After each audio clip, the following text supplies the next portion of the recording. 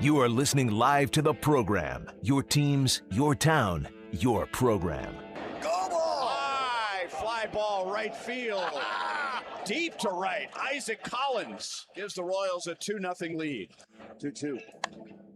Outman, high fly ball, right field, lofting back, track, wall, gone!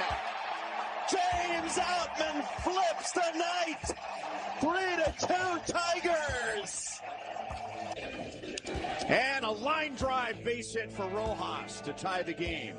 And the Royals answer immediately. Dylan Dingler finds some, and a Tigers lead all the way into the corner. The All-Star does it again. Slow ground ball, first base. Torkelson goes to second to get one. The pass to first is there. Double play. A bleeder ends the game. And in slow motion, the Tigers have a 4-3 victory. LeBron James is signing with the Philadelphia 76ers on a 2-year, $8 million deal with a player option. This comes after more than 20 days since he announced that he will be leaving the Los Angeles Lakers. LeBron, tell us about that. Not 2, not 3, not 4, not 5, not 6, not 7.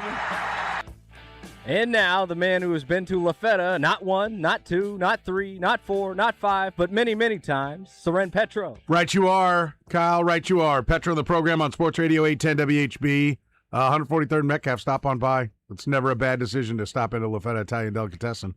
LaFetaDeli.com. I could go for the boss right now. My favorite of the La Feta sandwiches, if you want to go in and tell them hello. Nice to way to make me hungry here as we start the program, and I'm at least 4 hours away from eating. Thank you, Kyle. Thank you very much. No problem. You're a kind man. We have a lot coming your way here today. Danny Unleashed. Danny's back from Europe. They wouldn't take him. They would not accept him. He tried to defect. Multiple countries said, no, get out. So he's back with us. Danny Unleashed, brought to you by Easton Roofing. Look forward to hearing Danny pontificate for at least 20 minutes about his vacation. Don't you think that's what's going to happen here? I'm excited to hear all about it. I kind of am, too. I'm very jealous. Extremely jealous. When I asked him if he was back this week, he did send me about 20 pictures. Oh, so, I haven't gotten a one. Oh. Not one. I even told him, take pictures, because when he did his little Switzerland trip, the pictures were unbelievable. Yeah. I'm like, yeah, take pictures. Not one photo have I received from Danny. Not one. I saw the places where he was watching some World Cup games at. It looked outstanding. As far as I know, he had the same vacation that Curtis did. No, Danny's got proof. Okay. You know, you can buy pictures on the internet. Is he in any of them? Danny, some of his feet are, yeah. Oh, really? Yeah. Okay. All right. He's laying back, relaxed, yeah. Danny Unleashed in the 3 o'clock hour, 2-minute drill at 4. We preview the NFL season. Frank Schwab is the senior NFL writer for Yahoo Sports. He has the Chiefs at 12 on the power poll. We will make him explain, show his work, and how he arrived at number 12 on the power poll. So we've got a lot coming your way. Let's start with some Chiefs. Rookies, quarterbacks reporting. We're going to hear from Andy Reid at some point here today. The way it's going. Patrick Mahomes, they've already moved back by like an hour. Patrick Mahomes expected to talk as well, so we'll hear that. I'm thinking 4 o'clock, aren't you, Kyle? Is that what you're thinking? Yeah, right in time for the drill. Yeah. Thanks, well, guys. we'll do it after the drill. We won't. We'll roll on it. I mean, if they can't stick to the appointed hour, why? Poor planning on your part is not an emergency for the program, people. Understand that. If you want to have a press conference, do it on time. Thought it was supposed to be at 2. Now, the Chiefs YouTube, they have it scheduled for 3, so. Yeah. And Lebo is on site, is that correct? I believe so, yeah. He's not here, so he's. Who's happier right now? Curtis in his boxers, reclined on his couch in his apartment, or Todd Lebo scanning the horizon of St. Joe Mo, awaiting the walk of Andy Reid towards the door to come officially open this 2026 Chiefs season? Who's giddier? By the way, the correct answer is Curtis. Yeah, I got a phone call. They hung up. But yeah, I was going to say, it's a close call, but it's Curtis. It's Curtis. It's Curtis. You can grab a line. We got the lines open, 913-381-810 if you want in. Chiefs, Royals, Sporting, KU, K-State, Missouri. Always a topic here in the program, 913-381-810. Hit me up on the Twitter. It's at Soren Petro, S-O-R-E-N-P-E-T-R-O. We will talk some Chiefs football to get things started. And the biggest question of camp is obviously the health of Patrick Mahomes, so I'm going to take that off the board. You got your questions that camp will answer. Camp, right? There's a difference. Like, I'll give you one that camp is not going to answer. Andy Reid's scheme. I think one is Patrick Mahomes' health. The second biggest question the Chiefs have to answer to get to a Super Bowl, to be a playoff contender, to win a division title. One is Mahomes' health. Two is Andy Reid's scheme. But we're not going to figure out Andy Reid's scheme because he's not going to game plan to attack Steve Spagnuolo's defense. So that's not going to be one of the ones we're going to find out in camp. Camp, I'll call it camp / preseason. And likewise, I know they'll go out on the field, but they're not going to game plan for winning a preseason game. So, I don't think we're going to know really what the scheme is for Andy Reid. But what can we see? What are the biggest questions we've got for the Kansas City Chiefs when it comes to training camp? And again, I'm taking health of Patrick Mahomes off the board. That's out. And I think there's a lot of them. I think there's a lot of things we need to see. There is Josh Simmons 185 pounds? Is he training for a marathon or is he training to play left tackle? That's a gross exaggeration to make a point, but he looked 270-ish when he was at OTAs and minicamps. Has he been able to put on some weight? And does he look like he's ready to play O-tackle and handle a bull rush? I will say this, even though I think he was probably light last year, I never saw him get worked over physically.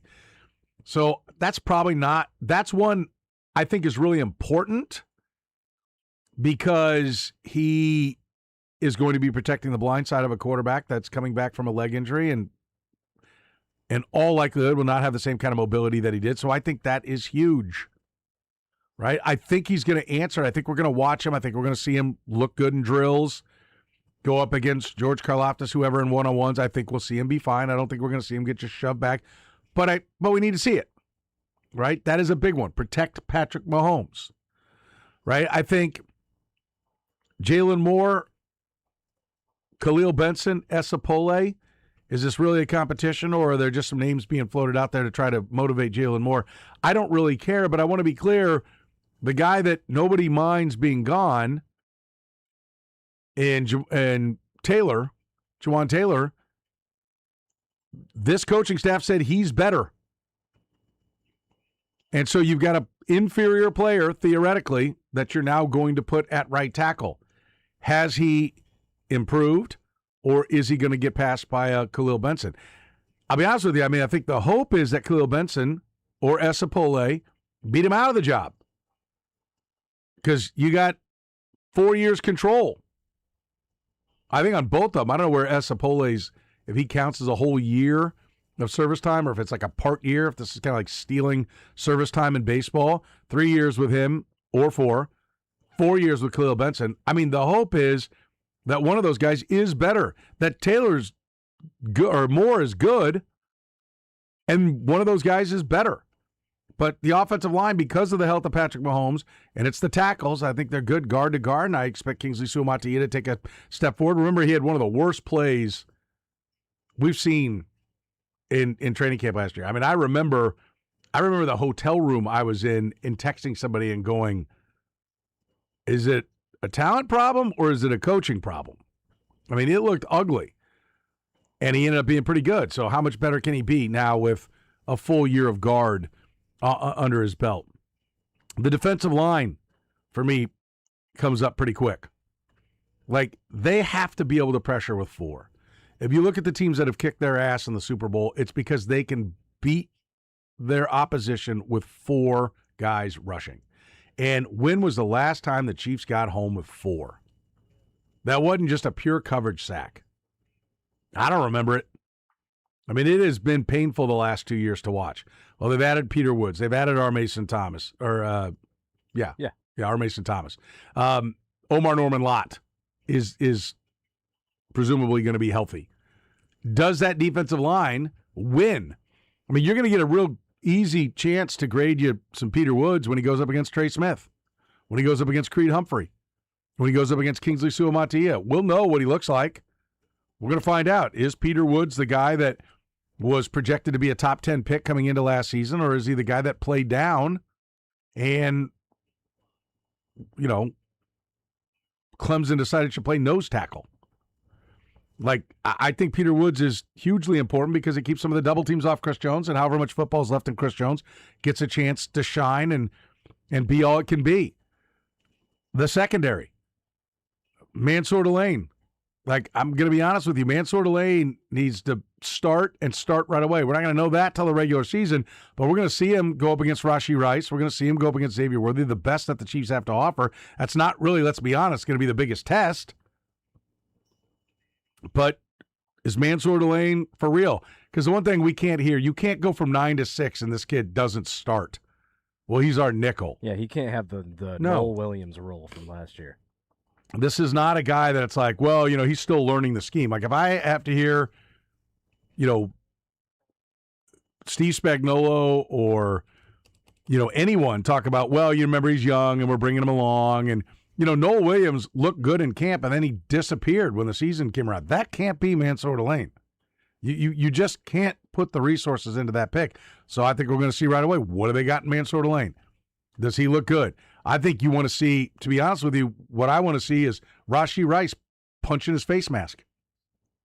Because it means Mansour Delane's frustrating the hell out of him. And it means Mansour Delane can cover. Rashee Rice is their best wide receiver, if healthy. And so I would like to see him. I'd like to see some upset wide receivers because Mansour Delane's all over him. Noel Williams needs to progress, but the secondary we're clearly going to be looking at and watching. We're going to watch Chad O'Shea and how he coaches the receivers. Is the Eric Bieniemy kick in the rear end actually getting home? Does it grow old real fast for a Travis Kelce or a Patrick Mahomes? You know, There are some, and I'm sure it's the 6-11 record that if you were this same roster was coming back after a 14-3 season, we would not feel like there are as many questions because they always seem to answer whatever questions they have. We come up with a list every year, and every year they've either answered them or we've asked the wrong questions, or a healthy Patrick Mahomes plus the talent they've had around him in the past, plus Andy Reid's scheme, Steve Spagnuolo's scheme have been enough for them to just have great season after great season. After 6-11, I mean, you can look at it and say, okay, they didn't make big plays. We know they don't think the running game was good enough. And we'll get a feel if we see Patrick Mahomes under center, if they're at least going to add to that. I don't think there's any way they could not do it more. I've heard Brett Veach say enough times that their guard to guard is powerful and they've got to let him fire out. I don't think he's saying that to try to convince Andy to do it. I think he's saying it because it's already on the board and he knows it's going to happen. But I think the question is, how effective are they at it? And how much are they going to do it? That is a regular season answer. All the scheme is regular season. But we'll at least see, is Pat under center? I mean, that's going to be one of the dead giveaways. There's a lot of questions that need to be answered by this football team. A lot. And I do think the answers are there. And we played this game, and I'll state it again for anybody who didn't hear it. I don't know, I think it was last week because I think Curtis was here. And by the way, he's not dead. He's just on vacation. And he didn't quit yet. But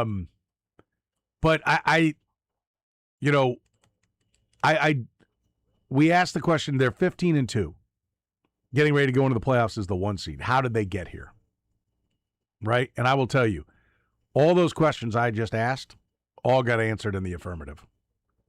All of them. Josh Simmons becomes a above-average left tackle. Right tackle gets nailed down by somebody. The protection is there. Andy Reid's scheme takes a step forward. You know, I haven't mentioned Rashee Rice and Xavier Worthy. We've seen the best of Rashee Rice, which I think is a real good possession receiver when his head's screwed on right and he's healthy. We don't even know if he's going to be healthy. He can put his knee down. You know, is he doing all the work, or is he wearing a yellow jersey, no contact, or is he not even on the field?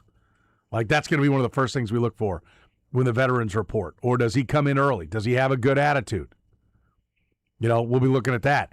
But I think they're going to be what they are at wide receiver, and nobody had a big year in 22 other than Travis Kelce. In 22, when Patrick Mahomes won his last MVP and threw for 5,000 yards, no wide receiver had a big year. I think it was like 900 yards, 800 yards from Juju Smith-Schuster. I kind of feel like the wideouts are what they are. It's going to have to be in the running game and the play action. Like, numerically, will the receivers take a jump?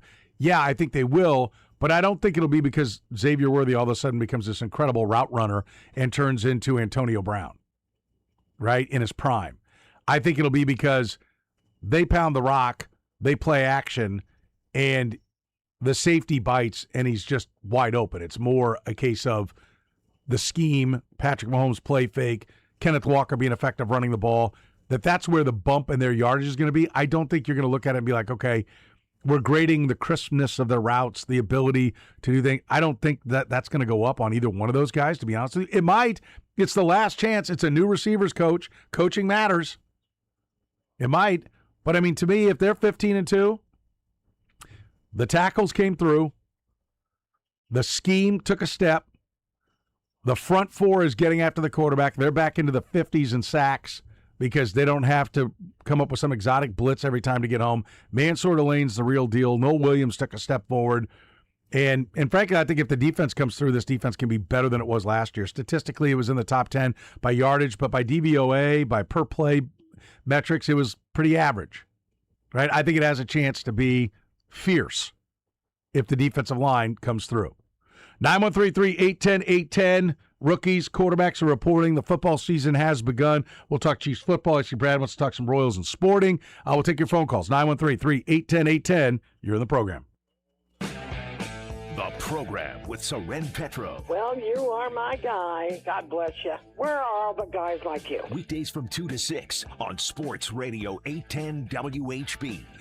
Well, Vicky, I'll tell you, one of the places I am is at Hen House because I love the salad bar there. By the way, chef's kiss to all the folks over at Hen House who do such a great job. Hen House is now 100% teammate owned. It shows. You see the pride in the work they do. Award-winning salad bar. Love the salad bar. I had it twice this week. Get to your neighborhood Hen House if you love a great salad, a nice cold salad on a hot summer day. It's absolutely fantastic. And they've got great savings right there at your neighborhood Hen House as well. You can stock up on the Conecuh smoked sausage. Get that out on the grill. You having people over? Let's go. Selected 16-ounce varieties, you save $1 right now on the Conecuh smoked sausage. How about the previously frozen, skinless, boneless chicken breast? They're $2.99 a pound. You save $1.30 per pound. Listen, this is the best tasting chicken anywhere around. They win taste tests with their chicken. It's from Ozark Mountain Country. Close equals fresh. The freshest chicken around is at your neighborhood Hen House. How about the whole classic beef tenderloin? They sell it in Cryovac. You can buy a couple, throw one in the freezer, get one going tonight for dinner. It's just $14.99 per pound. You save $2 per pound.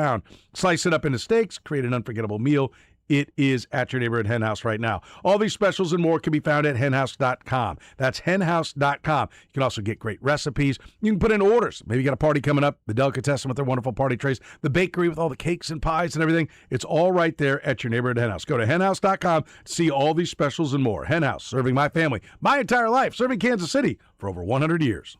It's the summer sales event at Rob's Side 4. Your chance to upgrade without the stress. Rob's Side joins me now. Rob, what's the offer? 0% financing, $0 down, and 0 payments for 90 days on nearly the entire Ford lineup. That's a serious summer deal. Sure is. And unlike your brisket last weekend, these deals aren't dry. Okay, that's fair. These savings are definitely juicy. And we're backing it up with 2 years of complimentary maintenance, a non-commissioned sales team, and top trade-in values. Nope.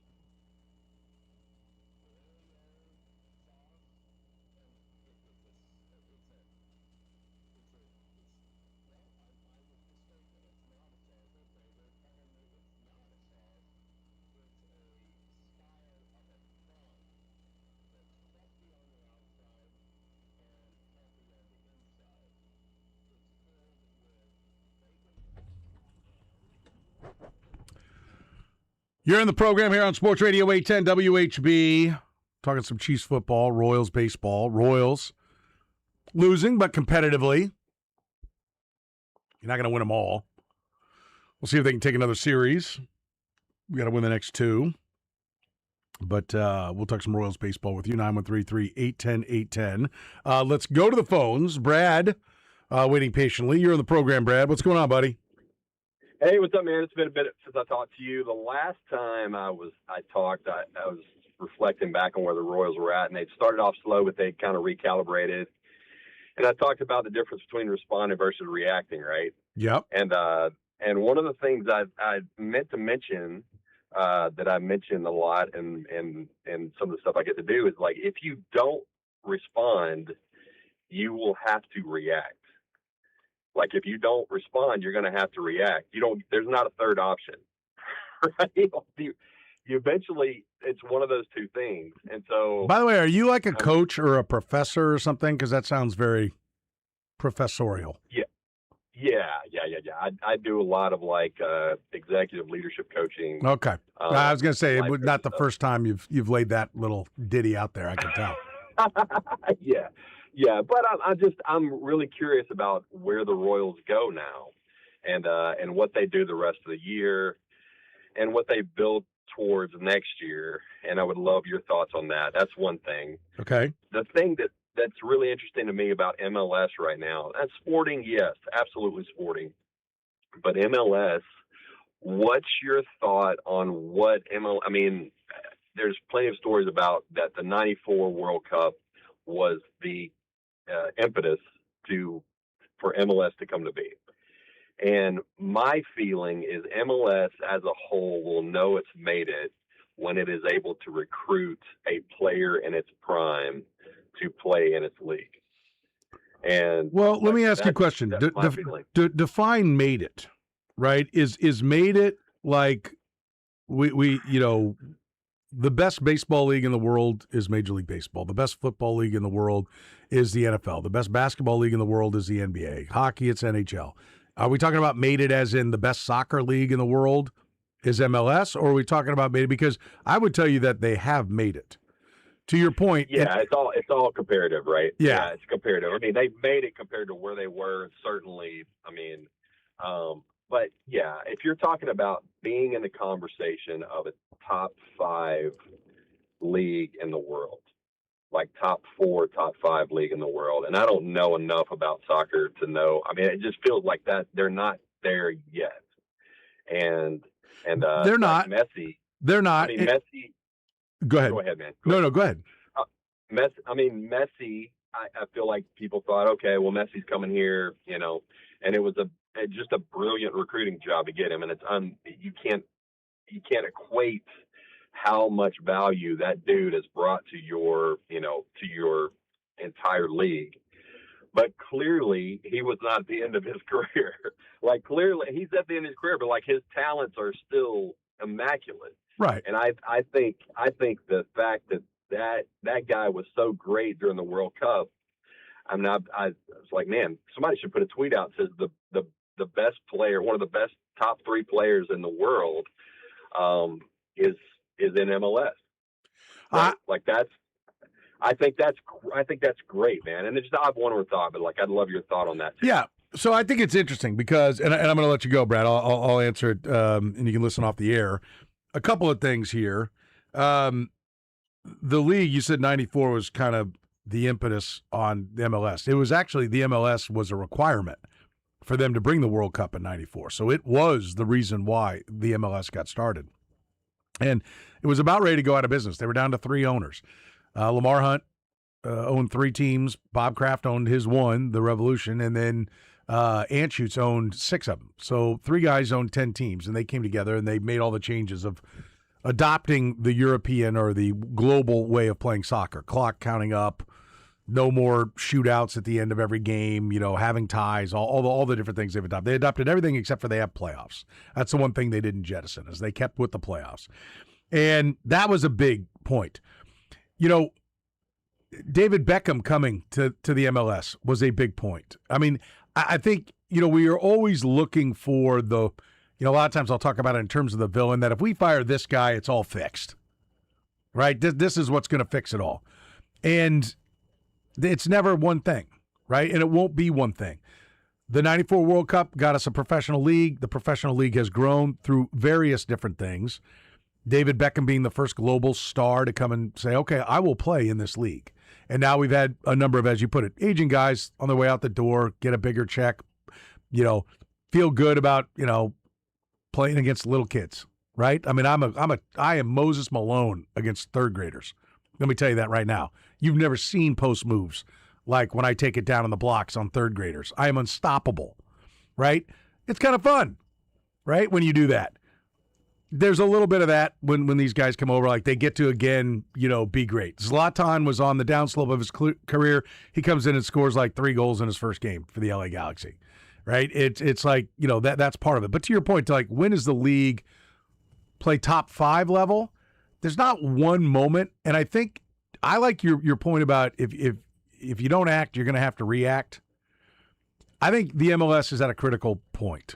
Not a critical point in its survival. I think it will survive. But it's at a critical point to figure out, what does it do with the designated player? They're this kind of, they have a cap and then 3 guys that you can spend whatever you want. I mean, that's not a cap. And so I think they've got to decide, do they want to cap it and grow the game and have parity, or do they want what they have right now, what I think we're barreling towards, and that's a handful of super teams that dominate. I think at some point, as the stadiums come online, as the revenue goes up for television, you're going to start seeing some owners go, okay, we're going to go buy 3 top shelf guys. And I think, for me, the future for Sporting Kansas City is to be spending $3 and $4 million on 18-year-olds that have yet to hit the way Atlanta did. Now, Atlanta hasn't parlayed that into success. They sold off their guys, but they had just a strike force of 3 guys up front about 5, 6, 7 years ago when they won the championship, and they were all like 18 to 20, 21. They all got bought out, and they just didn't spend the money the right way. To me, that's how Sporting has to play it. But what is next? I don't know. I mean, I don't have the answer. Is the answer that let LAFC and NYFC and Miami, Inter Miami, let them go blow it out and have 3 guys making $25, $30 million, and everybody else just knows that you're not going to win a championship. You're just playing to try to get in there, and that's going to grow the league by having the stars? I don't know. I mean, soccer's pretty popular in Spain. 2 teams. That's it. That's all that have a chance to win. There are about 5 clubs in the EPL that really have a chance to win. There's normally 1 club in Germany. Maybe Dortmund you could throw in there as well. I know they were going to be put in the Super League. PSG always wins in France. I don't know. Is that what America wants? Europe celebrates 3rd place. Here we have goofy movies where Ricky Bobby tells you second's just the first loser. Like, we don't view it the same. That's why we have it. So the question you asked is broad. As far as the Royals go, anyway, my answer is when will they arrive? When will they be a top 5 league? 25 years from now. 1 more World Cup. And if I'm wrong, it's because they figure out what the right path is economically. So that would be my answer. I think it's still a ways away from being a top 5 league. For the Royals, act or react. That's why I'm of the opinion, for me, if I were in the room with J.J. Picola and I were one of his lieutenants, I would tell him we're not going to win in 27. And everybody can sit here and blow smoke up your rear end and tell you, oh, yeah, if this happens and that happens and this happens. We have no depth of starting pitching. We don't even have a 5th starter right now. We need to plan for making Bobby Witt Jr. happy in the last 2 years of his deal, and we need to be ready to have a top-shelf team when we're exiting Kaufman and moving on. I would play for the future. Would I blow it all up and tear everything down? No. Would I be willing to trade anybody? Yes. Including Bobby Witt? Yes. Is there a deal that anyone would do that would probably get him out of my hands? No. I don't think so, but I would certainly listen. I mean, telling people you'll listen on Bobby Witt Jr. gets them on the phone and maybe end up striking a deal elsewhere. I'm going to tell you, well, we're going to go to Boston. Like, when you talk about making trades, like that's the name people are going to start talking about. They're going to look at the Royals and go, well, they're a down and out club. This is how they can maximize and get the most return. So let's ask them about Bobby Witt Jr. you got to listen. Like, again, it would take a lot. It takes so much that I don't think anybody would give it to you, but you listen. But I think they've got to be honest with themselves. I think, one, you need a cash call from ownership, right? And you need to say, listen, we're going to have to buy some players. Like, you want to be competitive, we're going to have to buy some players. The only way this team is in the playoffs next year is if ownership comes out of pocket to the tune of a jump in payroll of like $30+ million. That's the only way they can get there because they need too many things. And if that happens and everybody stays healthy, they could get there. But they don't have the reinforcements in AAA. All of their reinforcements are in A and AA. So to me, embrace that. Don't rush, guys. Know that Kendry Churio may be at the end of 27, but more likely 28 is going to be here, right? David Shields is going to be not far behind him. You're going to have those guys. Lampkin, after talking, I feel a lot better about Lampkin after talking yesterday. And if you missed it, we had on Paul Gibson, who's the pitching performance coordinator for the minor leagues, basically in charge of all the minor league pitching. And he had good news on Lampkin. Said, yeah, he's going to be back. He'll be pitching this year. So you got three guys that are looking pretty good, but they all kind of project towards 28. So why force it? If you want to go sign 2 or 3 starting pitchers for 27, great. Or if you want to just get some fringy guys and get through it, I would get through it and save my cash and save the times. Unless John Sherman's going to write the check or Peter Maluk, who is in the ownership group, is going to do what he's doing for Sporting Kansas City and says, go, spend whatever it takes. I'll cover all the losses. Okay? If the rest of the ownership says, let's go, we're ready. How much you need? Great, then you can go out into free agency. But you got to spend wisely. And you might get into free agency and you might be like, I'm not giving $35 million to this guy. He sucks. Like, is there a Framer Valdez? I don't think so. So, to me, to your point, my action would be that 27's already lost. Like, we overestimated 26, and now we've taken on a lot of water with injuries, and we got some guys that are going to be walking away, and we need to retool this and build it right. So, my action would be to play for 28. We're going to send the guys out there to do the best they can, but my plan is to come to fruition in 28. 913-810-810. Clayton, you're on the program. What's going on, Clayton? Hey, happy Friday, guys. Same to you, buddy. What's on your mind? Well, you were talking on Red Golden Bold earlier about the fact that the Chiefs have spent 3 picks on left tackle in the last few years. Mm-hmm. And it prompted me thinking that we've also spent 3 picks on wide receivers that haven't panned out in the last 3 to 4 years. Obviously, there's still 2 that potentially could, but you've already decided it's not worth extending Rice at this point. So I think our organization has a huge blind spot when it comes to the skill position players. And we haven't developed one that was worth signing a second contract to since John Dorsey left town. So, I mean, I think it's something that somebody's going to have to take an axe on if they don't have a big year this year with the wide receivers. I think it's a bigger year for Brett Veach than it is for the wide receivers. Don't you think that they have somewhat, acknowledged that problem by changing the wide receiver coach? I think changing the wide receiver coach takes away the excuse for the wide receivers. And I also think it takes away the excuse if it turns out that they just suck from the front office. Listen, all their draft picks, like the one guy that can't fail, Mansour Lane, he's the only guy that's a high pick, right? Since they traded up to get Patrick Mahomes, we talk about this all the time, but you're picking later, it's harder to get it done. But your point, but you're in the get it right business, and the job is to get it done, and they have not gotten it done at wide receiver. There's no way around that, and I agree. And I will say this, they could have taken a shot at a wide receiver, but they wouldn't have the corner. This is more like, when we took Sky Moore, what's the dude in Dallas I'm blanking on?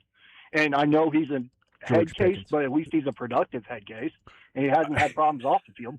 That is a fair point, So this isn't just about what happened in this year's draft. This is just cumulative. Like, Clyde Edwards-Helaire, we could have had T. Higgins. I mean, I could have had Jonathan Taylor. And that too. But that's kind of the point, is we clearly have not drafted or developed the right guys. So I think they've got a blind spot. I think there is an issue there. And Clayton, thanks for the call. We're gonna find out. Does Emmett Johnson come around? They did take Kareem Hunt, again, their head case, off the field problems, and had to cut him. But as far as talent, he was there. Rashee Rice has talent. I don't think he's a number one, but he has talent.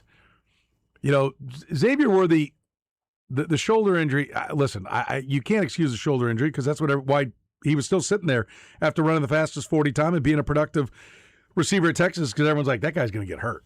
And so when he gets hurt, when the expected happens, that's not an excuse. But I do think, to your point, the second year is a big year for a wide receiver, and his got knocked out of him in the first game. And so I have some optimism that there will be a step forward for Xavier Worthy. My hope is that Rashee Rice will be the best version we've seen of him. I don't think there's any more ceiling to him. And my hope is that there's a schematic step forward, right? Because I just don't see these guys running routes that other receivers run. I mean, I think the offense was clearly stale. And I think, to your point, have they been great at drafting receivers? No. Have they been great at evaluating character? No. Because they've had problems with Rashee Rice, had to cut Kareem Hunt. And to your point, George Pickens has been he's been an ass on the field at times, not running a route, not really blocking. I mean, there's more to, when his number's called, he's ready to go. And when his number's not called, he sucks. Okay, so there's a lot of the gray area stuff that he still sucks, and that can bring your football team down, right? I mean, Pickens hadn't won a playoff game yet, right? He's been to a couple, but he hadn't won one yet. So, you know, I get what you're saying, and I would almost wonder if something does have to change. If it is Brett Veach is giving Andy Reid the receivers he wants, then that needs to change, and Brett Veach needs to pick the receivers and tell Andy, these are the guys you're working with. If Brett Veach is picking the receivers and telling Andy, here's what you got, then Andy needs to start telling him, Brett, these are the kind I want. My assumption is nothing gets taken on the offensive side of the ball that Andy Reid isn't a big yes on. And so I do think they need to look in and say, all right, what are we doing here at the receiver position? But I also do think that, look, there's only 7 draft picks. They trade up way too much. That's a problem. Look at the Rams. The Rams roster is stocked around an expensive quarterback, and it's because they got tons and tons of draft picks. And some of them don't work. But when you take 14 players every draft, it gets a lot easier to hit on 7 of them, right? When you take 6, it's tough to hit on 7 of them. And let's be clear, the Chiefs are going to have 2 undrafted, maybe 3 undrafted rookies that make this team somewhere. Just look at the roster. And you know, one of those tackles, Esapole, Benson, they're going to make it. I mean, that's your swing tackle. One of them, if not both of them. There's probably going to be a defensive back. There's probably going to be a safety that wasn't drafted. There might be a linebacker that wasn't drafted. There may be a guard. And part of that's because they don't have enough draft picks. So I do think that there are some overall philosophical things that need to change with the Chiefs. I agree with you.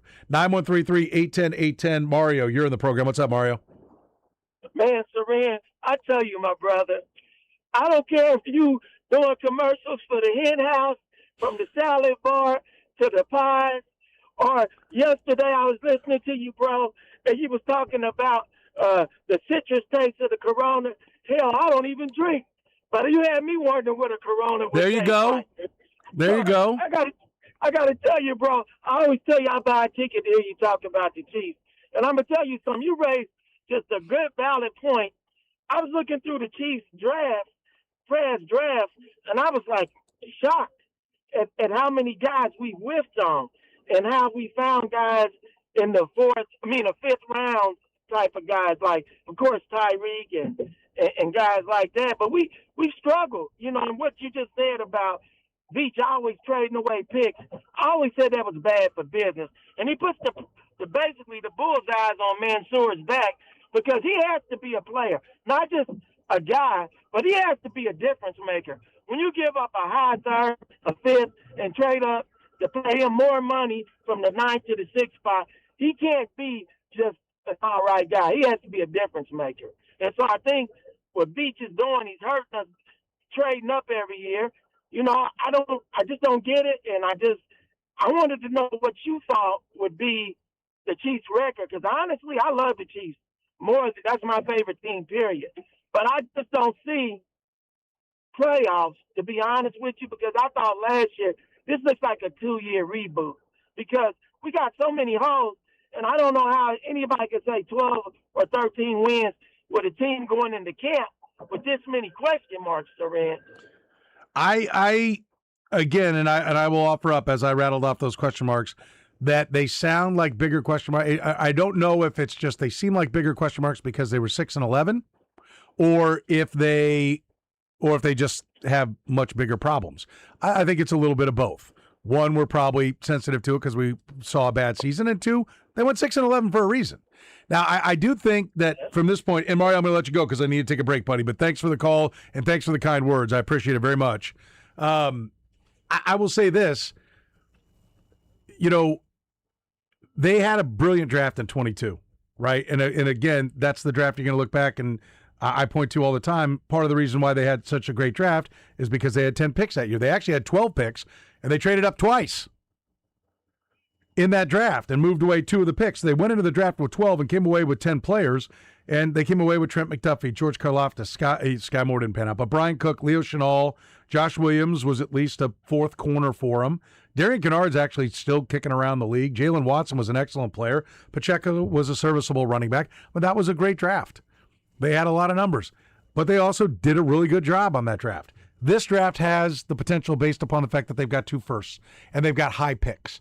And you said it about Mansour Delane. I'll say it about really the whole draft class. This draft class must hit. It has to hit. You're picking at the top of every round. You had multiple first-round picks. There's no way that this draft class can fail. Period. End of discussion. And I think there's reason to believe that they got good players. And I think there is the potential for them, if they hit with the same kind of frequency that they hit the last time, and Delane's a starter and Peter Woods is a starter, and impact players, not necessarily Hall of Famers, but impact players. R. Mason Thomas is at least a serviceable 7+ sack guy off the edge. Kennedy covers one of the slots or safety spots. Emmett Johnson becomes a rotational back. Then you're in a good spot. Then you can see this team being back in the playoffs.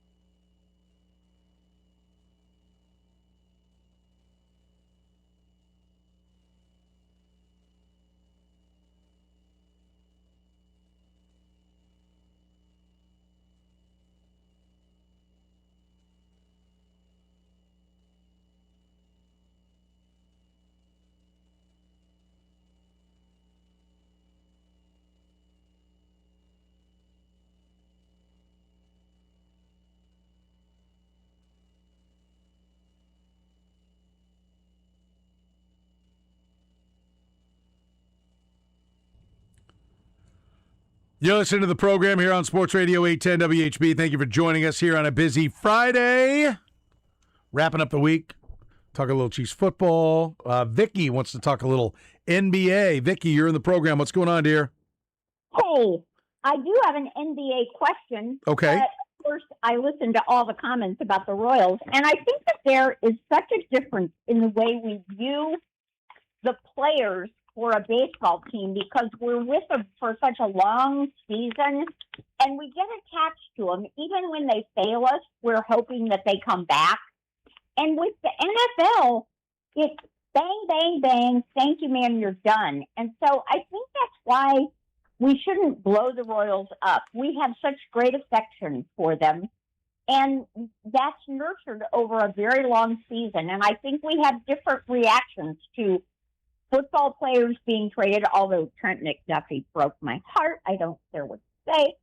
But I think that that's why we should never blow the Royals up, quote unquote. Because when you say don't blow them up, do you mean don't be mean about it, or do you mean don't start shipping everybody out? Yeah, don't be shipping everybody out. I mean, right now, the only thing, well, not the only thing, there's Salvi's, home run deal going on. But the fact that Bobby Witt and Vinny Pasquantino have just made, and Carter Jensen and, who's the other Jack Caglione. Yep. These are people we have a great attachment to. We're engaged in seeing them succeed. So I don't think we should blow it up. But don't you think, Vicky, if the team was winning, whoever was wearing that uniform, you would have an attachment for? Well, I agree with that, except remember back when they won the 2015 World Series, who was the guy that came from Boston that was such a mouse that roared? Came from Boston? Yeah, he came to us from Boston, and at the parade, he acted like he had. The outfielder. Look, I'm drawing a blank, but yes, who had the big speech and Johnny Gomes. Johnny Gomes, that's it. Yeah, Johnny Gomes. Yeah, Gomes. Yeah. But anyway, so that was my comment about the Royals. Okay. I don't think we should blow them up. I think that we should keep the people that keep us coming to the park, even when we're having a lousy season like this season. And I do think there's such a difference between how we get attached to people because of the length of the baseball season. Okay, NBA. I'm hearing all this stuff about, the Portland Trailblazers want to abandon Portland and come to Kansas City. Why does anybody think a professional basketball team will succeed here now any more than it did earlier? I mean, women's soccer is so popular. MLS soccer is so popular. Do you think we actually have an appetite for the NBA here? And I'll okay. listen off the air. All right, I appreciate it, Vicky. Thank you very much. I think there's an appetite for the NBA. I think especially with young people. I mean, I think it's amazing. Training camps are opening, and it's all now. LeBron James did sign with the Philadelphia 76ers today, so it's one of the greatest players to ever play. Is changing teams, and we've been waiting on him to pick. So I understand it's a big story, but you'd pretty tough to bump training camp, right? And the NBA did it. I think there would be an appetite for it. I think the bigger question is, everyone still thinks the Sprint Center is being new and state of the art. It's not, okay? And everyone thinks that it's like, when for 5 minutes they actually made a half-hearted effort to try to get an NHL franchise in. Listen, the team that was supposed to come was the Nashville Predators. And they had a deal with Boots Delbagio, who had it in his minority stake of the Predators. If they fell below a certain threshold ticket-wise in Nashville, he could purchase the team. They fell below that. It was time for him to purchase the team. Turns out he was a fraud. He was broke. Okay? And that was the plan, to put a team in that building, was the Nashville Predators. NBA, I don't think has ever been close. And now, an NBA team, the Portland Trailblazers, would ask, well, where are you going to build our new arena, and how much land do we have around it to develop ourselves? Everything you're hearing with the Royals and Chiefs is what it would take to get an NBA franchise as well. So I don't think it even matters about the franchise. Maybe now is the time to go after Kansas City, Missouri, and say, you lost the Chiefs, you can get an NBA franchise. Hey, You want to build a new arena over there in North Kansas City? Instead of putting a baseball stadium over there, how about we put an NBA arena and give them all the land and they can develop all around it? I guess if somebody wants to get in that, but it's tough to do that for a relocation team. It's a lot easier to try to sell that if it's a team that's already right here and on your doorstep. So I don't think an NBA team is coming here anytime soon. I think there's going to be expansion in Seattle and Vegas, and I think the NBA, I can't see, to me, Kansas City and any other town is being used as leverage to try to get a new arena wherever somebody else already is. So I don't see that happening when it's all said and done. Let's take a break. He's back from Europe. Little Danny Unleashed coming up next here in the program.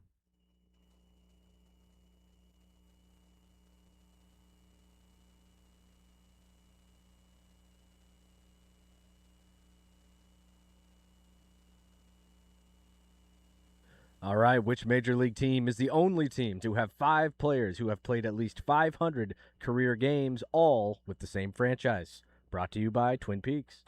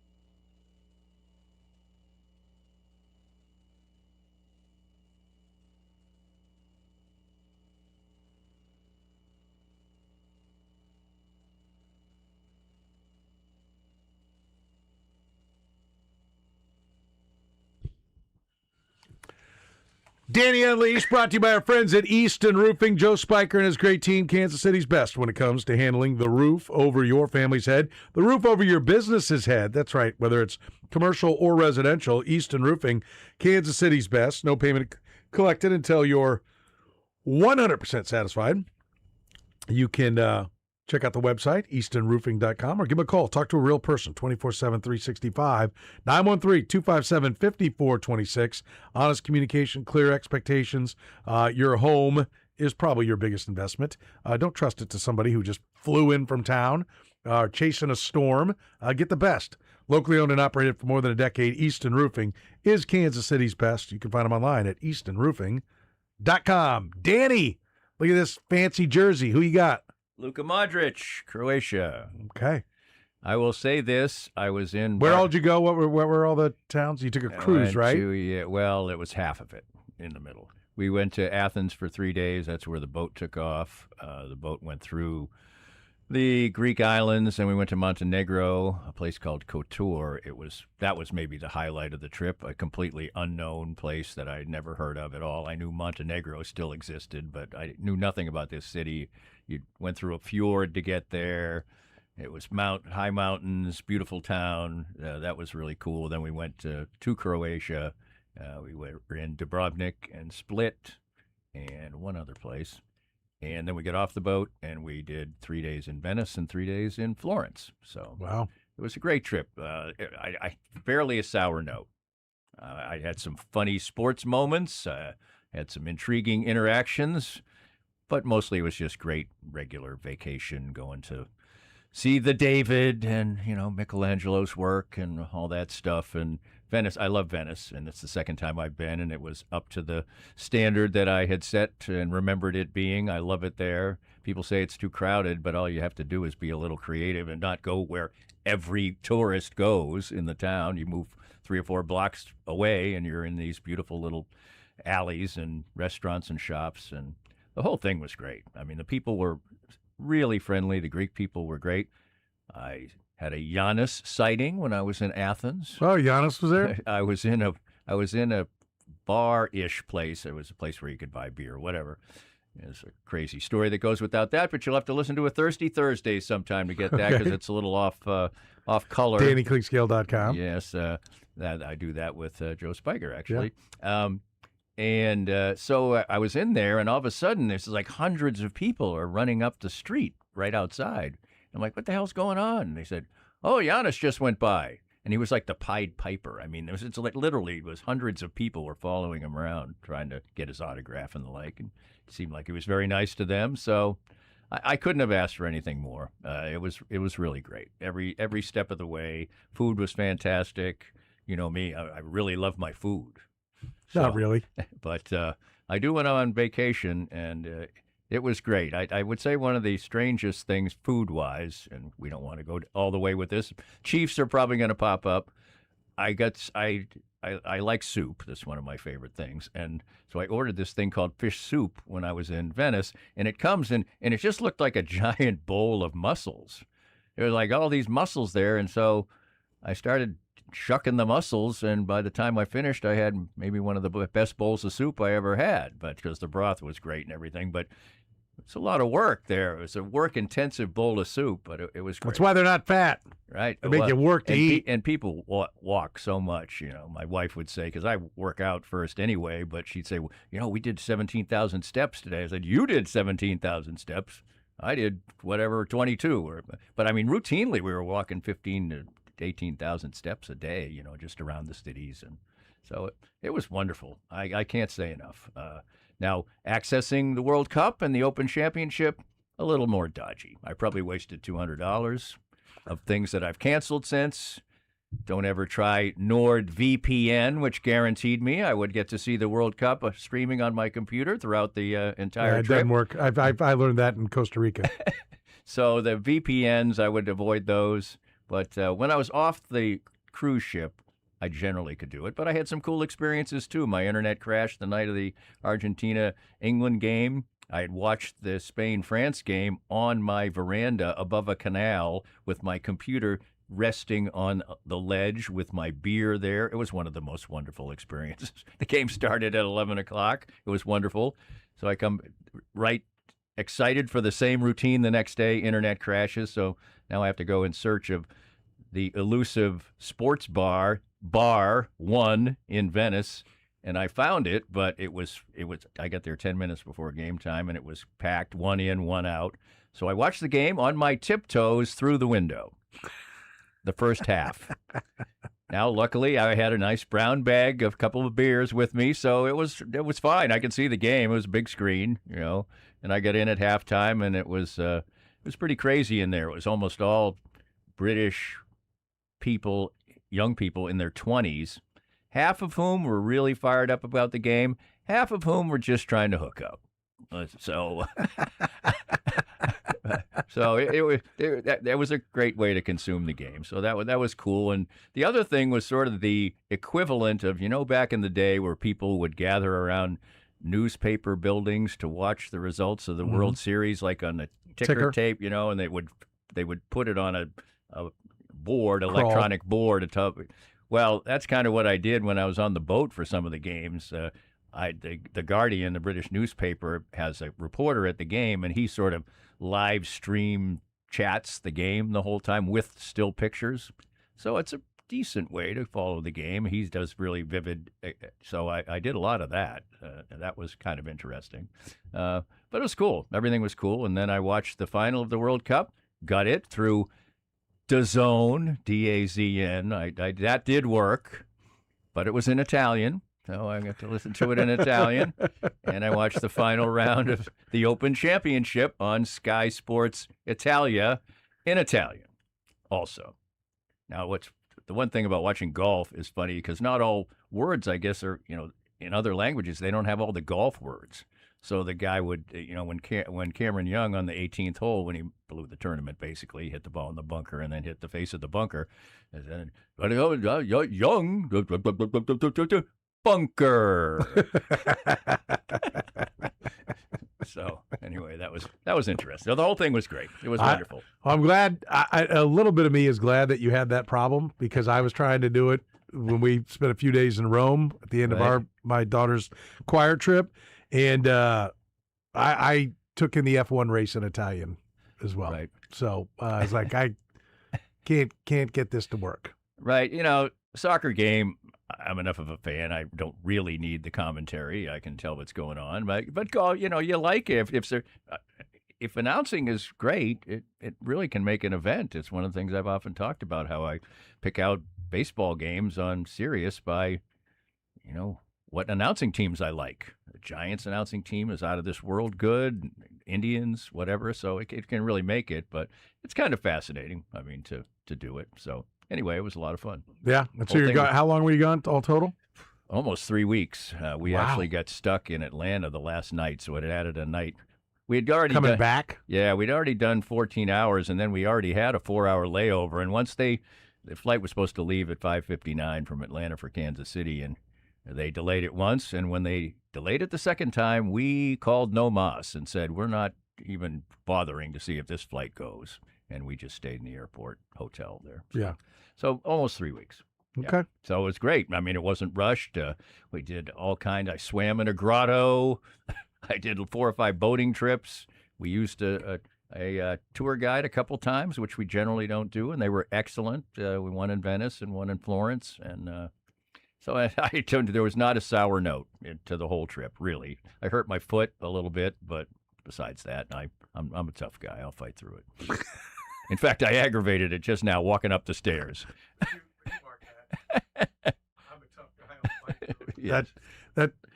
Actually, I don't know why I pressed the button to tell you in there. Mark that. Yeah, it's marked. Okay. My pain threshold is rather high. In fact, it's a negative, to be honest. Generally, that's how I, ended up blowing my knee out in your presence. You have to ignore my defense. You have to ignore. You have to ignore pain if you're going to run 7,131 days in a row. Either that or just be stupid. So both of those fit me. Yes, they do. They do. Anyway, there you go. All right, it's pretty good. So it was excellent. It was great. So were you gone pretty much You weren't gone the whole World Cup. No, I was here until all through the group stage, basically. Okay. Yeah. Okay. Yep. So I consumed a lot of soccer. The U.S. game when they were eliminated started at 2:15 where I was, and I did watch the first half, but that was about it. Chad and I watched that on the plane. Oh. Going to Tahoe, and it was awful. It was awful. It was a painful watch. Yeah, they weren't good. It was about as painful a watch as Argentina's pathetic performance in the final. Was it pathetic, or was Spain just dominant? Well, I think that's some of both, but Argentina just didn't even play. I mean, all they wanted to do was kick everybody's ankles and, take it to penalties. Didn't you think so? Pathetic. Yeah? Yeah, it was pretty bad. Pretty bad. But Spain was great. I mean, they were unbelievable in the semifinal. They made Spain. I mean, France was dominating the tournament, looked like just about a lock to win, and Spain just made them. They just emasculated them. I mean, they made them look routine. So they were a absolute deserved winner. But I was watching the final, going, "Oh, this is awful. They're going to go to penalties, and Argentina's going to steal this thing. I want no part of that." So I was extremely happy when they scored. Yeah. I think the best team won. Yes, they did. I'll just ask you. We'll wrap with this. Like, how far do you think the U.S. is from being able to win a World Cup? Now I don't think they've made a heck of a lot of progress in general. I think the '94 team was probably about as good. 2002 was about as close. That's the team that went the furthest. I don't think we're any closer than that. I saw an article, and this makes a lot of sense to me. In countries where people play soccer a lot, the soccer is the main sport, they're kicking a ball from the time they're one. They're kicking around a little ball, and they're getting all these skills by the time U.S. kids start playing soccer when it's time to play organized soccer. Kind of, Yeah, 6, I 7, agree. 8. So, and a lot of people have the feeling that you're the kind of touch skills, technical skills that you need to be great in soccer are actually developed when you're 2, 3, 4, 5, 6 years old. I believe it. And so I think that's a big issue. And also, soccer is in the United States is a pay-for-play sport. Let's be dead honest. And baseball's like that now too. So in these other countries, everybody plays. There's little clubs for people who are dirt poor. All you need is a ball and a bunch of friends to go play soccer. So I think we're still well behind. Does that mean we could get? This was supposed to be kind of and maybe it will still be a little bit. They've got another maybe cycle to do it. This is supposed to kind of be our golden generation of players. And no, I think they played to their level. They did. They created enough excitement in the group stage. They had a couple of outstanding performances, but they were generally against substandard competition. So I don't think we're particularly much closer. Yeah, I would agree. So. Let's take a break. Danny Klinkskill is back. We will talk some Chiefs. We'll talk some Royals. We'll do that next here in the program. He's brought to you by our friends at Easton Roofing. Did you know that Easton can handle your siding as well? That's right. They offer siding repair and full siding replacement. Upgrade the curb appeal of your home. Protect your home. James Hardy Siding Products, fiber cement, known for durability and long-term performance, installed according to manufacturer standards. It is ideal to make your house look great again. It is available at Easton Roofing. Find them online right now at eastonroofing.com. You can even see what the siding looks like before it goes on your house.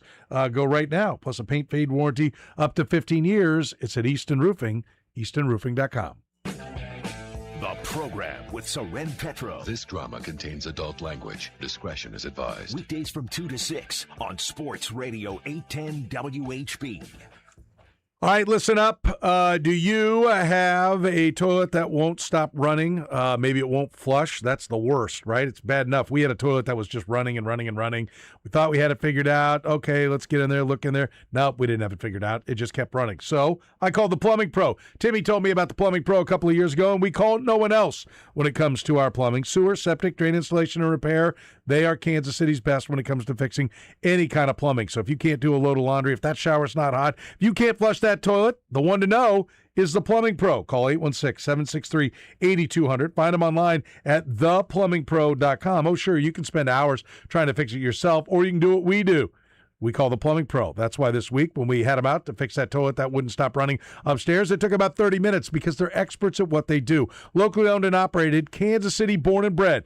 Been in business since 1980, still in business and still locally owned. That's not the case with a lot of those companies out there. You might see a familiar name, do a little digging, you'll find out that they sold out a long time ago. Now you're just another number in their national group of companies that they run under these old names. That's not the case. Steve has been the guy at the Plumbing Pro since 1980, and he's still there. And they have the best plumbers in the business. So what are you waiting for? Call 816-763-8200. Find them online at theplumbingpro.com. Men, erectile dysfunction can affect much more than just your sex life. It can create stress in relationships, leading to feelings of anxiety or embarrassment, and impact your overall confidence and well-being. This is Jeff for Heartland Men's Health, and we specialize in treating men's sexual health issues to help men find solutions that fit their individual needs. ED is a frustrating condition, and many men suffer for years without seeking treatment. But the good news is that if you're like most men, we have the answer. Our licensed medical providers will evaluate your specific medical situation and recommend a plan designed for you. And these advanced medical therapies work, with treatments having success rates of well over 90%, which means you and the one you love can have great sex again without the fear and worry of ED. You can even last up to an hour or more, and you may just find you're performing like you haven't in years. So call us. Your initial visit is just $99 and includes blood work, a medical consult, and if medically advised, a test dose. And if that test dose doesn't work in the office, your visit is free. Call 844-447-6600 or go to heartlandmenshealth.com. Hey, Kansas City, it's Brian Pringle with Victory Ford at the Legends in KCK. 10 years ago, we opened Victory Ford with one goal, to earn your business the right way. We believe that if we treated people with honesty, respect, and gave them a great experience every single time, Kansas City would notice. And you did. Because of loyal customers like you, Victory Ford has become one of the fastest growing Ford dealerships in the region. You've trusted us with your family's vehicle purchases, your service needs, and you've told your friends and neighbors about us. We can't thank you enough. Now we're taking the next big step. We've expanded by purchasing the building directly across the street and moved our entire used vehicle operation into its own dedicated location. That means a bigger selection of quality pre-owned vehicles, even more new Ford inventory at our main store, and an even better shopping experience for everyone who walks through our doors. This growth isn't because of flashy gimmicks or high-pressure sales. It's because Kansas City believed in us, and we work every day to earn that trust all over again. From our entire Victory Ford family, thank you. Visit us today at the Legends in KCK or victoryfordkc.com, where our first price is better than their last.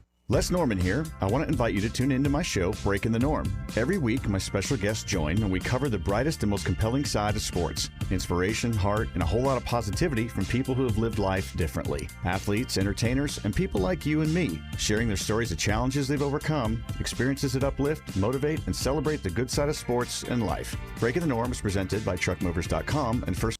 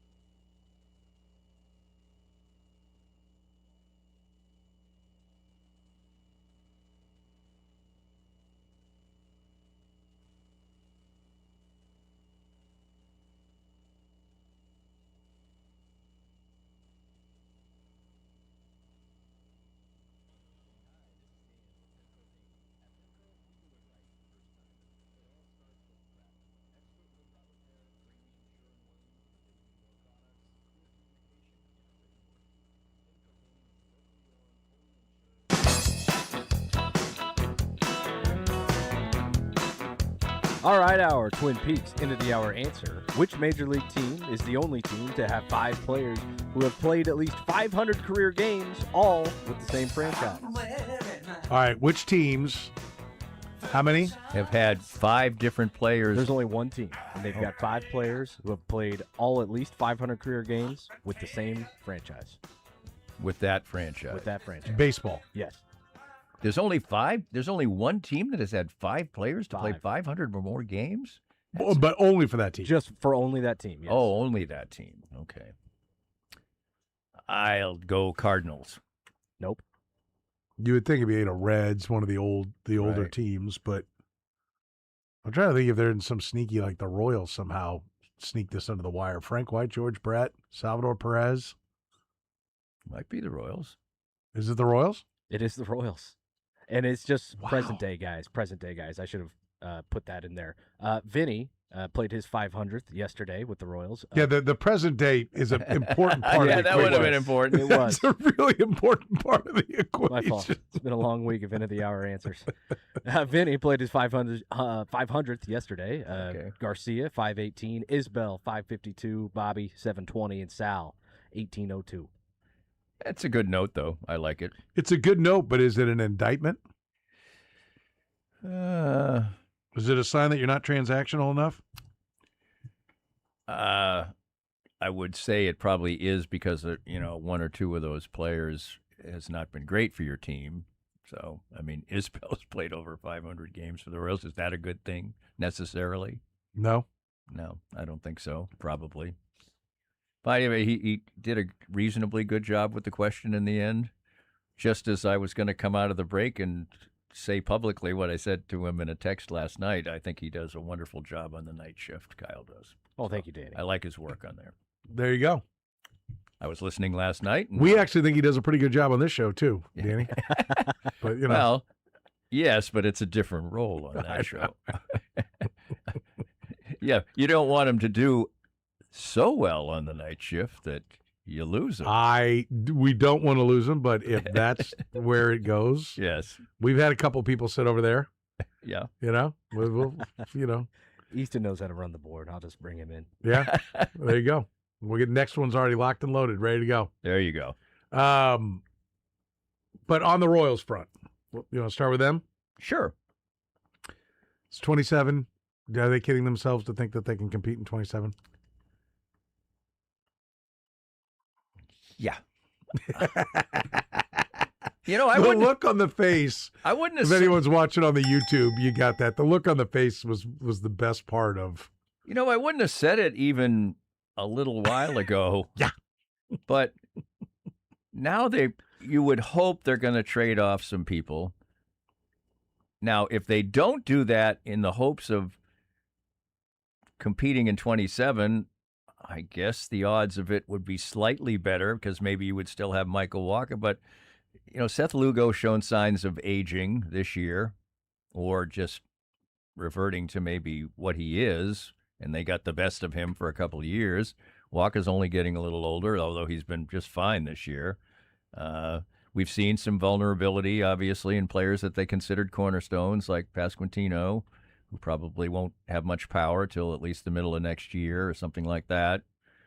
I was thinking about that yesterday because Jose Martinez came back quicker than they thought for the Guardians. He's playing again, but he probably won't have because he had the same injury. I've heard 6 to 12, 6 to 9 on the Powers app after the Hammett bone injury, but I'm sure there's degrees of Of course, there's degrees of everything. Well, and Bobby Witt Jr. now is, it's a back, never good. Well, that to me is the one that should set your course because the whole, and I said this the other day when he was pulled from the game, the whole genesis that a lot of people have when they talk about why the Royals should be focusing on 27 is that, well, you have Bobby Witt Jr. You have Bobby Witt Jr. Yeah, you don't waste it. It's like a Patrick Mahomes argument. Yeah, it's like you don't, except for you're in baseball, not football. Right. And in football, if you have the quarterback, you have no excuse to not be in the playoffs. Like last year, let's be clear, was a disaster. Right. Okay. And I think the Chiefs viewed it as such, and they made some changes. And there were a lot of things that led up to putting the Chiefs in that position. One of the reasons they were in that position was because they go to the Super Bowl every year. They can't hire any coaches. So I think they would have made the coaching changes a long time ago. And then we'll find out if they made enough coaching changes. But anyway, but that set aside, baseball, you got to build more. You know, you don't get to draft a finished product that is a plug and play, right? You have to draft them and then wait, and draft them and wait. And so when you look at saying, okay, we've got to put this together, and then you're a small market team, there's a lot that goes into it. And the whole thing is like, well, we've got Billy. You mean Bobby? Or Bobby. I mean, no, like you're not guaranteed even that. So the idea that we're going to do it because Bobby's there, no, you have to build a championship club, not try to tape together enough that Bobby has a good enough season. Right. And also, Bobby doesn't want to play unless they win 84 games. So let's try to prop ass up a 84 win team. No. Build the foundation of a quality team. And that takes supplementing it with your own system. And your system is just not ready to bear those fruits. And also, they haven't been as transactional as they could. I would give the best example I can, is sitting right there in the Milwaukee Brewers. They let their, they either trade off or let their very best players, usually pitchers, they get something for them. Yes. And every year they have a team, and you could ask a good baseball fan, and he can't name 7 Brewers, and they're got the best record in baseball. Now, they haven't had playoff success yet, but year in and year out, they're good. And it's the Rays are kind of the same. They let people walk, and now you seem to even have a more magic touch in developing everyday players now and finding talent in Latin America. So this was a nice little bounce back for the Royals. It made them, if they hadn't had 24 and going into 25, where you had a playoff team and then you had hope, it would have been a long time of desert baseball. So that was good. It revived some interest in the team, but you can't look at it like that was the start of something. That was a nice blip. That was, if you run your organization the right way and you're producing a modicum of talent, you should be able, and you have a perfect offseason, you can put together a playoff team. Right, that's what that was. Right, and you have. But that was not the foundation of a champion. It was already 30-somethings that were leading the way with your pitching. Okay, and then now you had to put even more money into that pitching, which is a declining entity. I don't care if the numbers are better one year over another.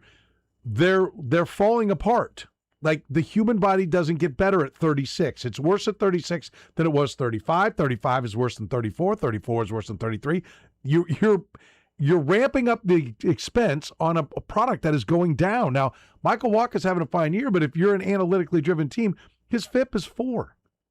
His ERA, for God's sake, is not 2.40. It's almost 4. So, and like, we're walking around like we can't move Michael Walker. Well, what are you talking about? If you can't replace Michael Walker in an offseason, what are we doing? I thought about this the other day. Michael Walker's obvious. You've got. I would even take less value than you're happy with. Now, I'm not going to just give him away, right? But he should draw some good offers. Yes, there's all kinds of teams. There's so many teams that regard themselves as in contention. You're in a great position. You're one of only a handful of teams that have been basically eliminated. There's only like 7, so you should be able to, have 6, 7 offers to fight, to pick from in this situation.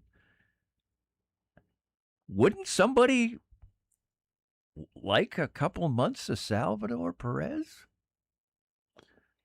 I mean, he's hitting some home runs. I wouldn't just put that off. If somebody offered you a couple of good prospects for a couple of months of Salvador Perez, and theoretically you could just get him back, I guess, or whatever. Well, he's under contract for next year, right? But maybe they'll just trade it back to you. I don't know, but I'd even listen to that because I would listen to anybody. I think that's a value. I think Salvador Perez. I would listen to Bobby Witt.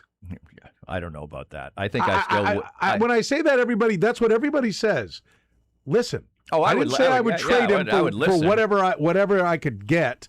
I would listen. And I think that's where this franchise has to get their head out of their ass and get to, is stop acting like if you're going to go by the math, then go by the math.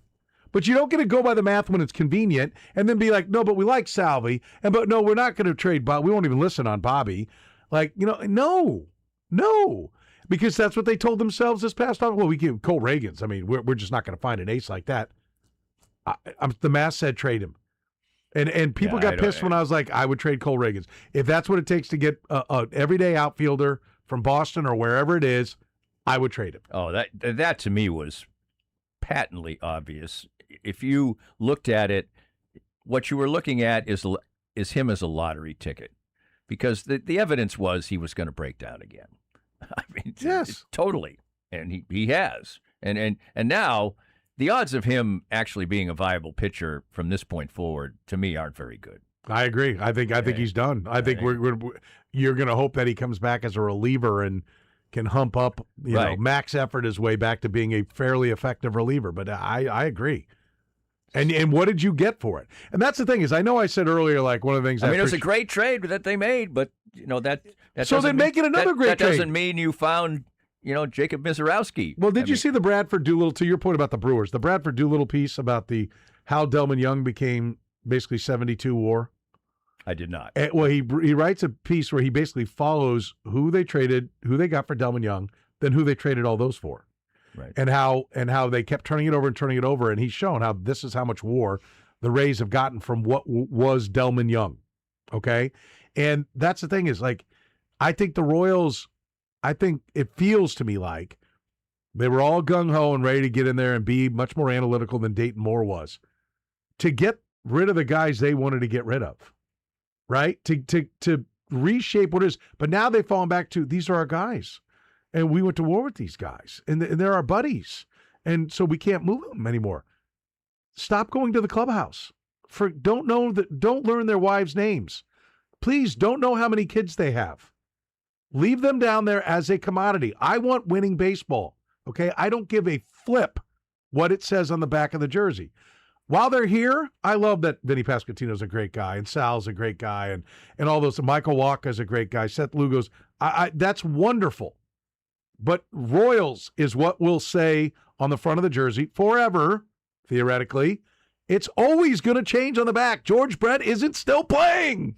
Right, and when you get the outlier of Salvi, you treasure it. And maybe, I think they have a chance. I think Bobby Witt is wired a lot like Mike Trout. I think they do have a chance of, keeping Bobby Witt for a long, long time. I think he's that type of guy. I think he would like to win here.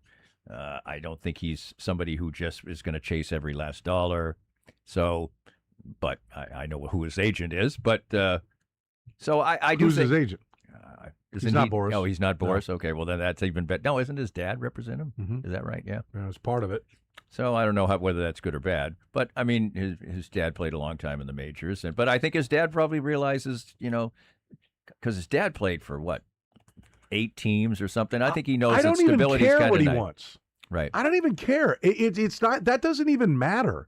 Like, yes, the Salvi thing can happen, but it has to happen because nobody ever offered you more than he's worth. Right? That's it. Like, if you're going to, I cannot stress enough, who has been better for the last 30 years? The A's or the Royals overall? The A's. Yes, it's not even close. Who's their franchise player they've had during that time? No one. None. Exactly. Miguel Tejada, maybe. Okay, but for a short period of time, at best, and I think that might even go back before 30 years ago. Right. Like to where that was. My point is this you don't get. Do you want to win or not? Because this is what it takes. All the small market teams turn and burn. Right. And the Yankees can afford to be paying $35 million to a guy to be 36 years old and kind of play. You can't.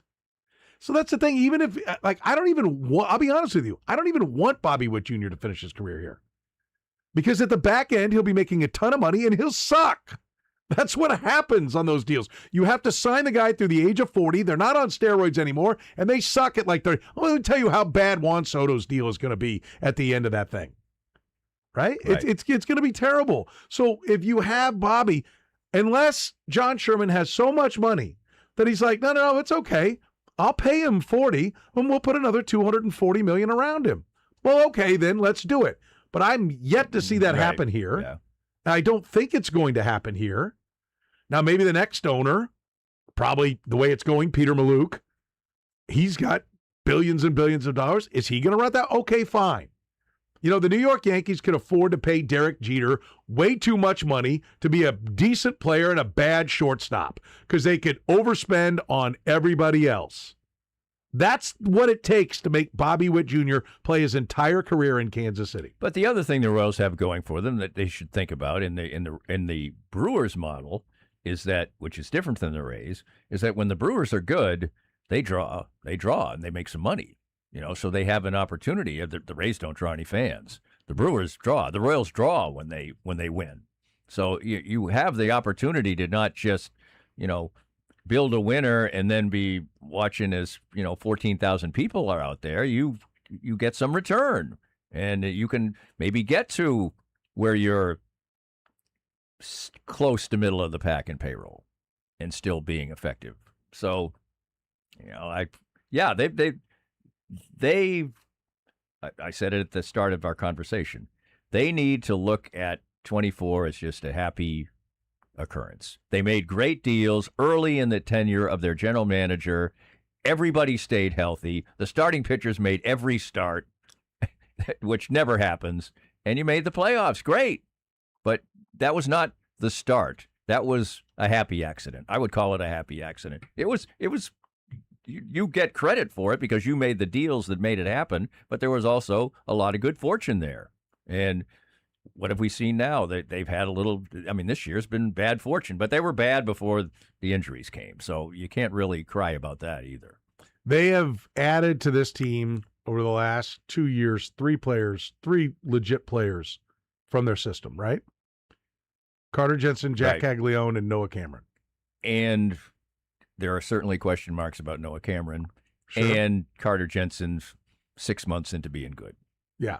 So my point, though, is that's not enough. No. And right now, that's not even 3 players every 2 years No. is not enough to be produced from your system. Now, part of that is because these are Dayton Moore acquisitions. Caglione's not. Caglione's the first wave, and he's a super high pick. And so that's what it should look like. And frankly, I don't care that it was signability. Zion Rose better be here pretty damn quick. You took him 6, okay? But what they need is for the Brian Bridges drafts to all come forward, and you just can't rush it. They're in high A. Next year, they're going to be in double A. 28, they're going to be in triple A, right? Some of them will rocket on past. I think Kendrick Churio will probably be here. Could be a September call-up in 27 or will be ready to go sometime early in 28. Probably play the service time game if they haven't eliminated that with the next collective bargaining agreement. But early in 28 is Kendrick Churio's time, right?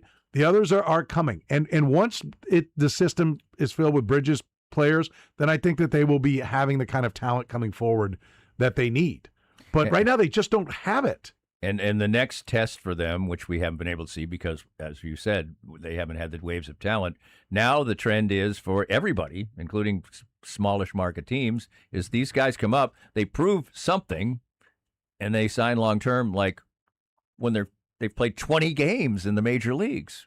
And that's the way to keep them for maybe longer than you could, or at least make them even more viable trade pieces because they're on a great contract. When it comes time to, get near free agency, or you're a year away and that guy's only making $12 million and he's a superstar. Well, and let me go back and say that there better be changes to the hitting department at the end of the year. They have not hit well enough for us to sit here like they did last year. Last year they were really hitting, and it's like, okay, we just got off to a slow start, but we figured it out.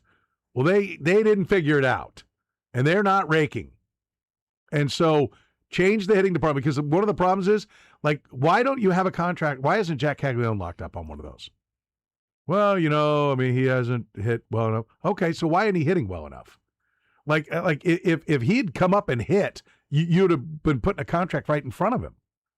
But so why isn't Jack Caglione and Carter Jensen on contracts? If it's because you're not sure yet, then why aren't you sure? Right.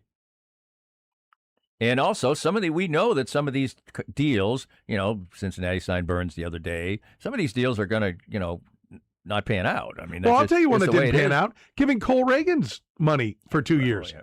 I said at the time, everyone's like, "Oh, it's great, you got him signed." I said, "You didn't buy any free agent time with that. You just guaranteed him money." I said, "If I put that deal in front of a pitcher and he goes, okay, I'll sign it," I'd be like, "Whoa, you got to go get a physical. What's wrong with you?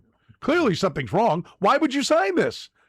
Why would you sign this?" I mean, I feel like his arm was hurting then. Right. Why would you sign that deal? Because if you go out and shove, you're going to get more in arbitration.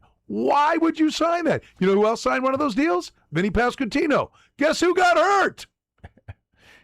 And I will say that most of those contracts that have been given out are to position players, which makes sense. You mean outside of here? Outside of here, yes. And, like the Brewers haven't pulled a trigger on Mizrowski yet. And they won't. And I don't think they will. Because they're not dumb. Right. They know his arm is going to be flying off his body and landing in the glove at some point in the not-too-distant future. I will guarantee that. It's marvelous to watch. But he is much more Mark the Bird Fidrich than he is Justin Verlander. And I pray to God I'm wrong. He's a local kid. It is so great to watch him. He is amazing. I will tell you, I would have told you the same thing about Chris Sale. And Chris Sale hasn't been healthy all the time, but he's far exceeded the health that I thought he would have had. And he's pitching great this year. And he's pitching great this year. And so just because fat ass here says he's going to get hurt doesn't mean he's going to get hurt. But certain people just have a good moment.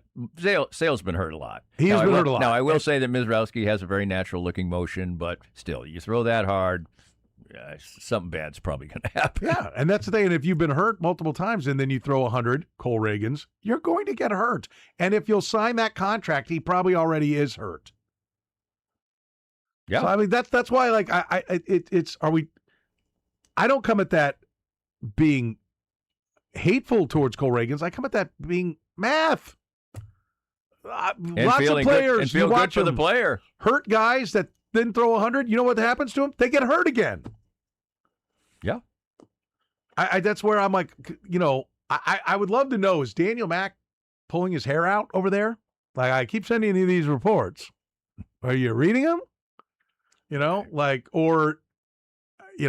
A good example of this is that the Yankees can afford to have Garrett Cole pitch for a month every now and then and be great and then get hurt and maybe be ready for the postseason. They can afford that. The Royals can't. The Royals can't. We'll take a break. Talk some Chiefs football next with Danny Clinksey. A little Danny Unleashed on a Friday. He's back. Europe wouldn't take him, so we get him back, and we're certainly excited about that. Easton Roofing, commercial roofing repair and replacement. They've got a dedicated commercial roofing division. They handle repairs, full roof replacements. They are Kansas City's best. They'll work with the property managers, building owners, multifamily properties, focusing on what it is you need to get your business done, always putting that into the scheduling. Great communication as well, minimizing tenant disruption. Protect your long-term building performance with Easton Roofing, online at eastonroofing.com. The program with Soren Petro. And unbeknownst to me, I pull it off the spool. It hits and rolls out from under the stall. Weekdays from 2 to 6 on Sports Radio 810 WHB. All right, listen up. 70-something last night. You know where you can find me? On my screened-in porch. Beautiful the last couple of nights. Went outside to watch a little TV because All Weather Decks built us our dream outdoor living space. That's what they do. They've been doing it for more than 15 years. Locally owned and operated, All Weather Decks builds great outdoor living spaces. I would encourage you to go to their website. It's allweatherdecks.net. Take a look at photos of finished projects. Take a look at the map link where they've done jobs all over the metro. All Weather Decks builds unbelievable outdoor living spaces. I love to get outside when it's raining. We got the dry underdecking. That's one of the things you can do if you got a deck up over a patio. Get that dry underdecking, and it creates a nice place to sit outside even when it's raining. It's like I've got two indoor places that we can hang out in that screened-in porch, but then also underneath the deck where we've got some chairs. Love to get outside and watch the thunderstorms. Listen, you can increase the usable square footage of your home. You can increase the value of your home with a great outdoor living space. So if that deck is rotting, if that patio is crumbling, if you just don't have any kind of outdoor living space, call All Weather Decks today. 913-206-1974. Schedule your free consultation today. Tell them you heard it right here on 810. They'll be happy to come out and get to work for you, just like they did for my family. They've won 24 Angie Super Service Award. They carry an A-plus rating with the Better Business Bureau, and they'll start your project in about 6 or 7 weeks. That's right. Once they got the permits pulled, they're pretty much ready to go. Multiple crews working all over the metro and even beyond. That is All Weather Decks, Kansas City's best all-weather decks. Find them online at allweatherdecks.net and relax. Men, if your energy is down, your workouts aren't producing results, you're gaining stubborn weight, losing muscle, sleeping poorly, or just not feeling like yourself anymore, it may be more than just aging. This is Jeff for Heartland Men's Health. Our low T and body composition treatments are designed to help men regain energy, improve focus, sleep better, build lean muscle, reduce unwanted fat, and restore confidence both in and out of the gym. At Heartland Men's Health, we specialize in helping men optimize their health, performance, and vitality. Using personalized medical treatments tailored to your health and goals, many men begin noticing improvements in energy, mental clarity, recovery, motivation, libido, and overall body composition within just a few weeks. Your initial visit is just $99 and includes blood work, PSA, and T-test.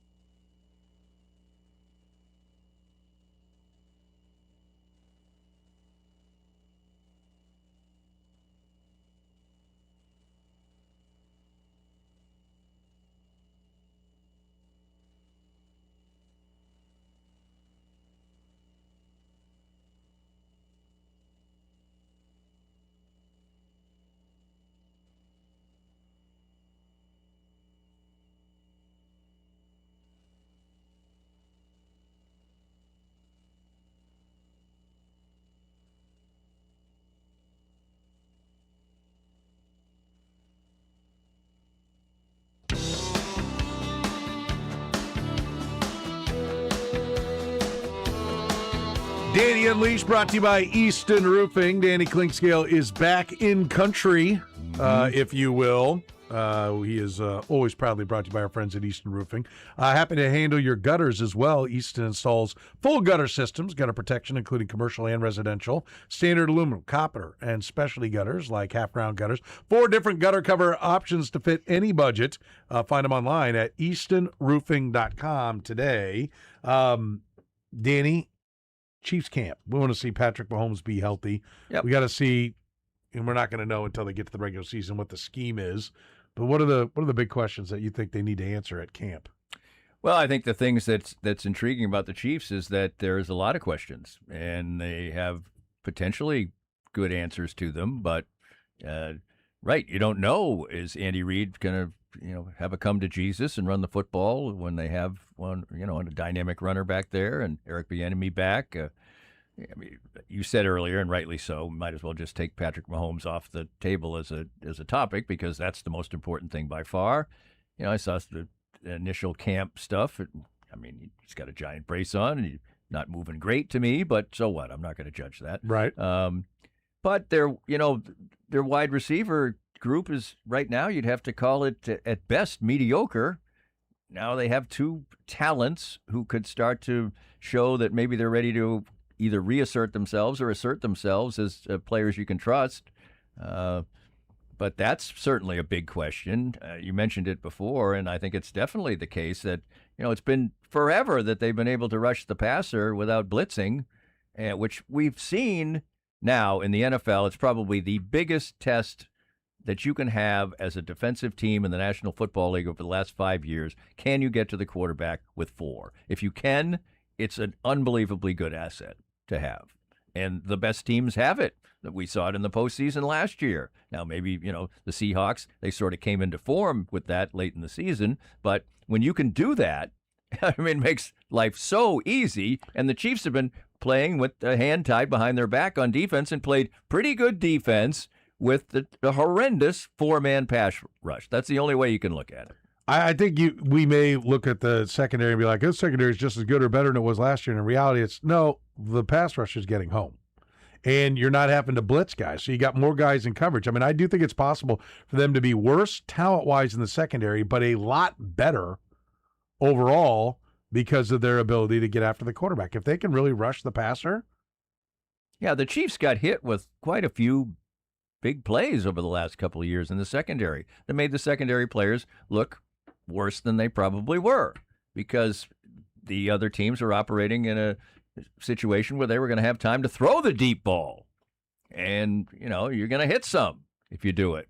So I think the Chiefs are probably one of the best stories in the National Football League this year, because you can best stories as in you can paint a story. You can have two guys, really something to watch, not necessarily like, oh, what a storybook ending. Right. You can have people sitting at a table on one of those chat shows and it not be contrived, and one person can say, I don't think the Chiefs are going to make the playoffs this year. I don't think they're very good. They don't have enough around Patrick Mahomes, and I can't trust him to be up to speed, blah, blah, blah. And then you can have other people saying, well, Mahomes looks like he's on course to be back there. When you have Patrick Mahomes, it's great. They have some pieces. Eric Bieniemy's back. They've got the best, last year's best runner in the National Football League.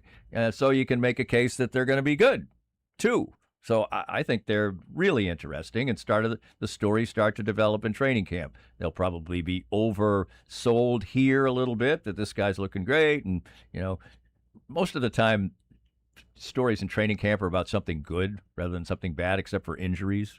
That you generally don't see, well, Joe looks like he's done. Usually it's some surprise guy, or Rashee Rice looks like he's a motivated player. Or, yeah. Joe Blow's in the best shape of his life. Yeah. So, it's generally that. So, I think it should be a really interesting training camp eventually. Yeah. I like it. Right from the start. Well, I'm not riveted yet.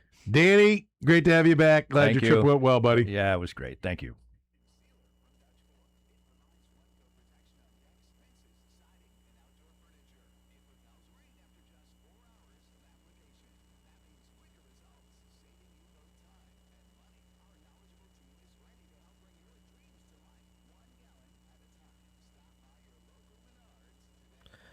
All right, who is the only retired catcher that has 300 career homers and is not in the Hall of Fame? Brought to you by La Feta Delicatessen.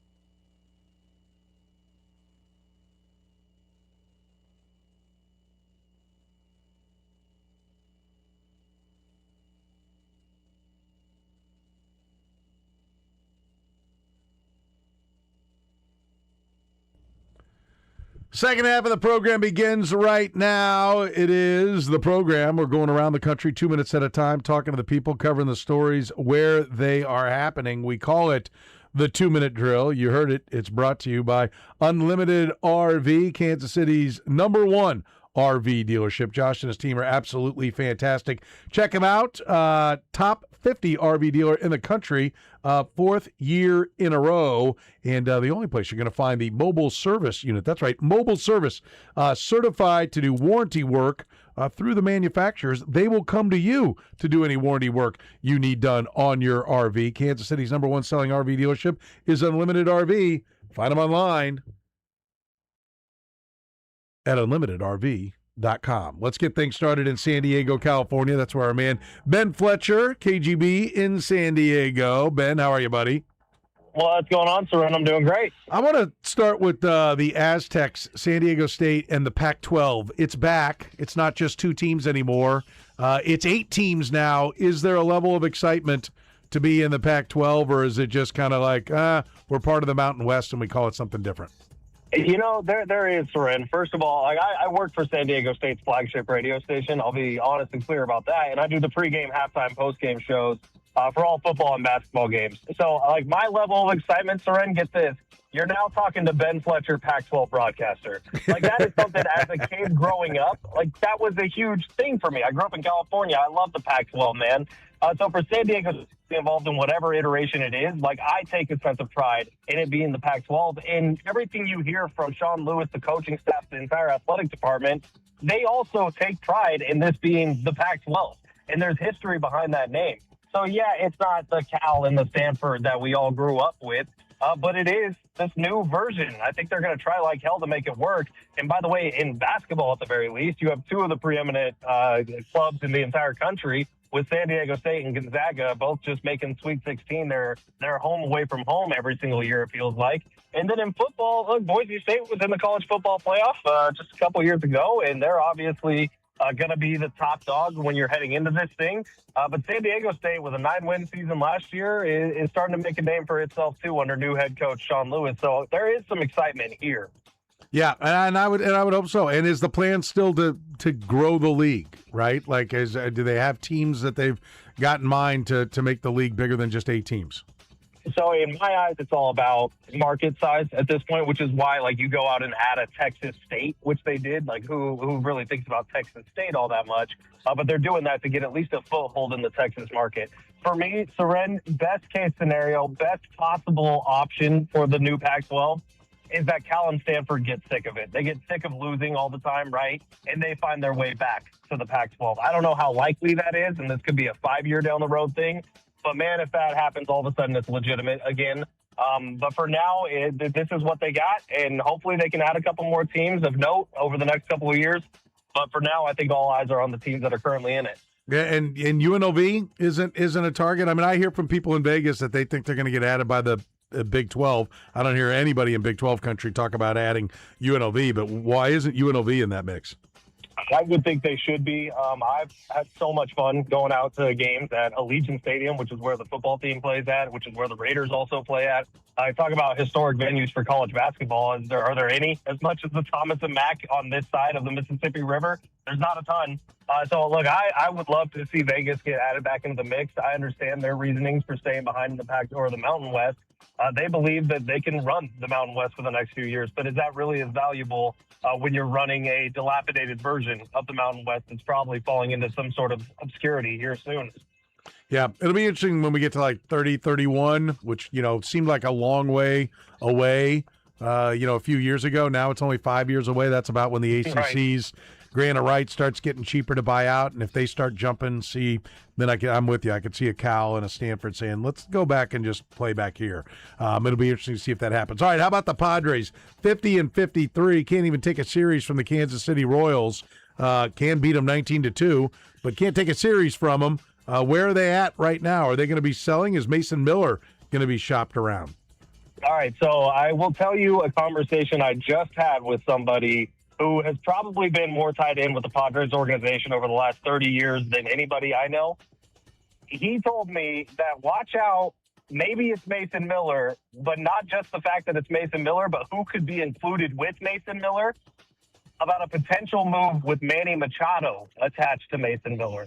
Now, I'm telling you, I heard this from one guy. I don't know how likely it is, but let's go through the logic of it. Let's say it's the New York Yankees, right, who are saying we need Mason Miller on this team to help us go win a World Series this year. And that might be true. Mason Miller is one of the most dominant players in the sport. Would the Padres be willing to eat $10, $15 million a year for the next 8-9 years to just get Manny Machado off this team? The logic is there. Soren, it actually makes a little bit of sense to me. Well, so is it possible that it's not just Mason Miller, but it's also Manny Machado going to the Yankees? Well, how about it's like you get somebody back, but it's really a bag of baseballs. It's a 28-year-old guy in A-ball, and what gets the deal done is the Yankees will eat the money. To me, I think that's the deal. We'll give you Mason Miller. That's exactly right, and the Padres need to do that. Look, they're going for this new ownership thing, and the new ownership thing is coming off the heels of two awful contracts with two aging, at one point, stars with Manny Machado and Xander Bogaerts. I think job number one for A.J. Preller this trade deadline has to be either Xander or Manny needs to be off this team, because you're just simply not going to be able to compete over the next decade when you have those two contracts weighing you down. Yeah, no, I would agree. By the way, what do people think of the Freddie Freeman trade right now with the way he's playing? You talking about Freddie Freeman? Yeah. I'm sorry. What did I say? Yeah, you said Freddie Freeman, who's a superstar with the Dodgers. Yeah, no. Freddie Freeman, yes. Soren, I was going to bring this up, but I didn't want to. Like, the excitement that you had for Freddie Freeman got me excited for Freddie Freeman, and I think I was on your show maybe a couple days after the news came down that he was going to be a San Diego Padre, and you were saying, yeah, look, we all think he was going to be the next guy. He was just sitting behind Sal, and he's going to go over, and Padres are going to love him. This guy stinks, Soren. What were you talking about? You guys never seem to accurately remember what I say. I love that, because he was never going to be the guy. Carter Jensen was coming, and they have another guy in Blake Mitchell. I said he is a great guy in the clubhouse, and he's great as the number 2 catcher, but he will be overexposed if he's your number 1. Well, he got overexposed. It's been a bit of a disaster. The Padres catching position, I'm not going to blame Freddie Freeman, because I think it's something with the Padres. Like, the curse of San Diego sports is so real, and it's apparent because the Chargers left, and it's apparent because every time you think something's good with the Padres, it falls apart. It must just be the payoff for all the weather we get. I don't know. It stinks. Do you know what the Royals got in return and what they're doing right now? Let's see. This is going back a little bit. A.J. Preller's made like 10 moves since. Why don't you catch me up? Well, Stephen Kolek and Ryan Bergert are both rehabbing after going. Well, Kolek hadn't even gotten to the knife. He's getting another opinion. And you don't go get another opinion because you liked what you heard, okay? Right. Flexor tendon. So both the pitchers, which looked really good when they came over, are probably going to be sitting side by side in the at the therapy clinic doing their rehab for the next 9 months. So thanks, Ben. I like Stephen Kolek. I miss him. Yeah. Listen, we liked both of them when they pitched. They just didn't pitch very much for very long. So it looks like the deal's working out the way it should work out. All right, Ben. Man, I tell you what.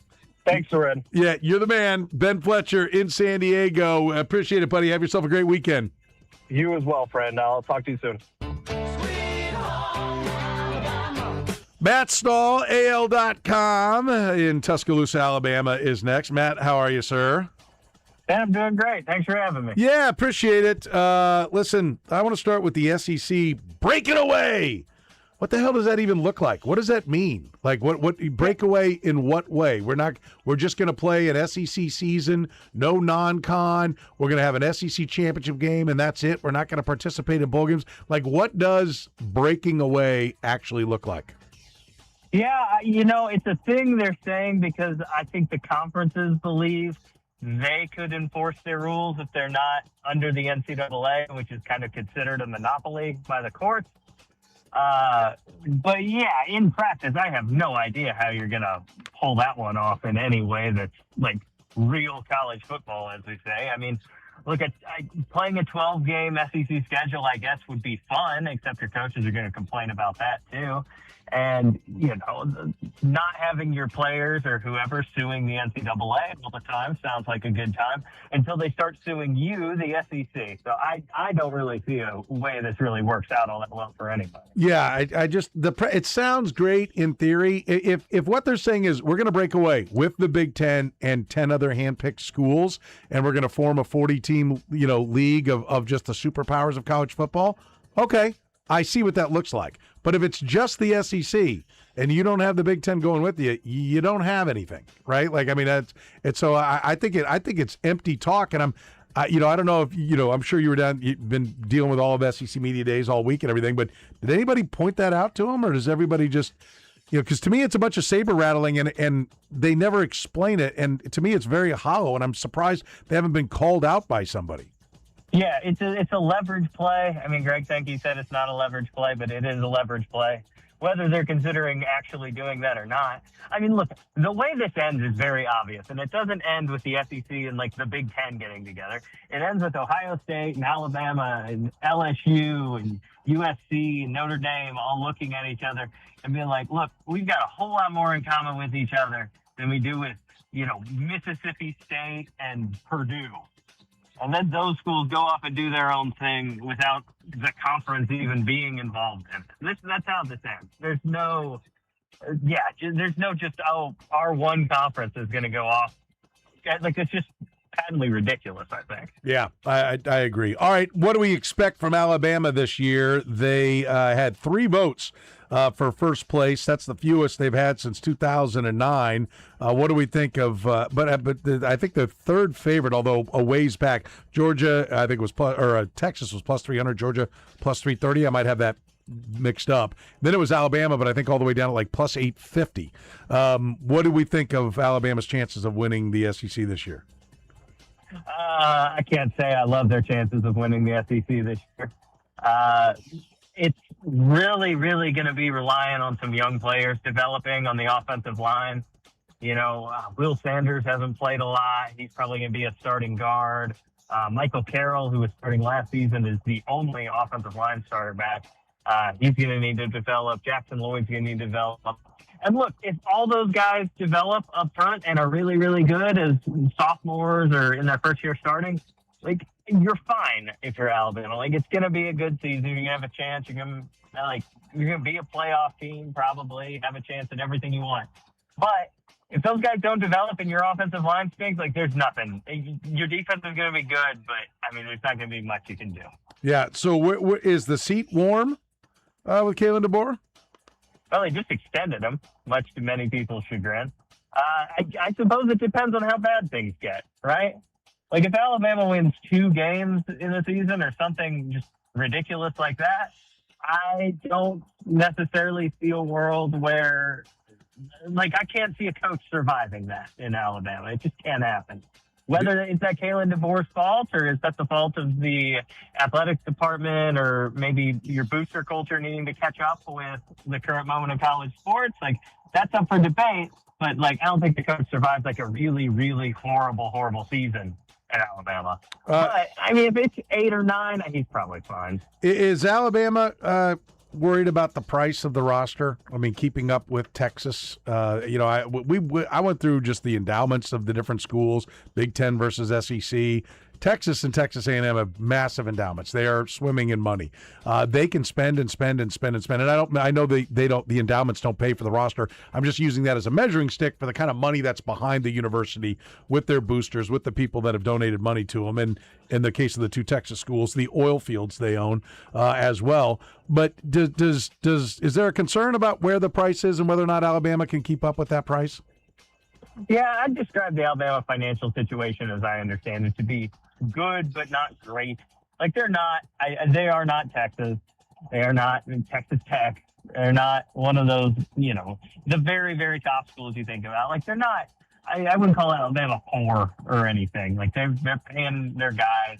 They focus more on retaining roster than jumping in with flashy portal plays. So that's we'll see how well that goes, I guess, in the coming season and beyond. But yeah, concern might not be the word. Maybe they need to be a little more concerned, right? I have there's a thought that maybe some of the boosters aren't jumping in as readily as maybe you think they would. In part just because, like, you never had to do this under Nick Saban, right? Mm-hmm. Like, there was no need to come in with millions of dollars to keep a roster built. I mean, those incredible Nick Saban rosters were free, allegedly free. But, the answer is they're probably not like worried, but I mean, they're not in that same stratosphere as Texas or Texas Tech. Yeah. Okay. All right. That's a real view of it. Matt Stahl in Tuscaloosa, Alabama. Great stuff. We appreciate it. Have yourself a great weekend, my friend. Hey, you too. Thanks for having me. Yeah, let's go to Austin, Texas. Thomas Jones, Austin American Statesman, is there. Thomas, how are you, sir? I'm good. How are y'all doing? Doing very good. What is the view of Texas? Like, we don't care what it costs. Just keep spending. We'll spend as much as everybody.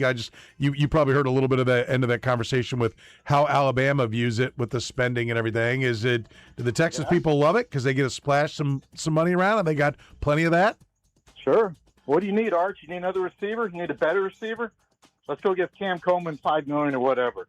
You need some new running back? Let's go get Hollywood Smothers for Leak Brown. Yeah, money's never been an issue down here. That's one thing Texas has plenty of.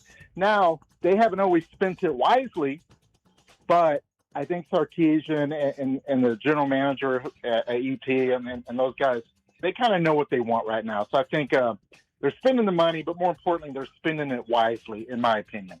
Okay, so you like the roster, and you think that they are justified at being, along with Georgia, I think they might be second after Georgia, that the roster lives up to that kind of billing.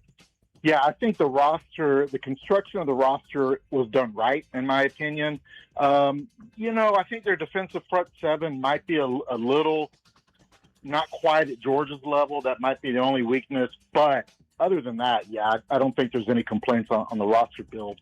And that puts pressure on Sark. I mean, there's really no excuses for not getting, at a minimum, getting to the CFP, and I would think getting to the semifinals, if not the championship game. So how would you describe the seat Sarkisian's sitting on after not making the playoffs last year? I think people realized last year's team was a flawed roster, and they still went, 10-3, and really had a good case about getting CFP. So I don't even think it's that warm. I think if he doesn't make a run this year, that he heats up. Okay. Because, Arch will probably be gone. Cam Coleman will be gone. Colin Simmons, their All-American edge. They're going to lose a lot of players, a lot of elite players. If he doesn't make a run this year, and honestly playing for a championship, I think that seat heats up. All right. What is Arch Manning this year? What do they think? What's maybe, I guess, the best way to put it? What's the fan base think he's going to be? What do you think he really will be?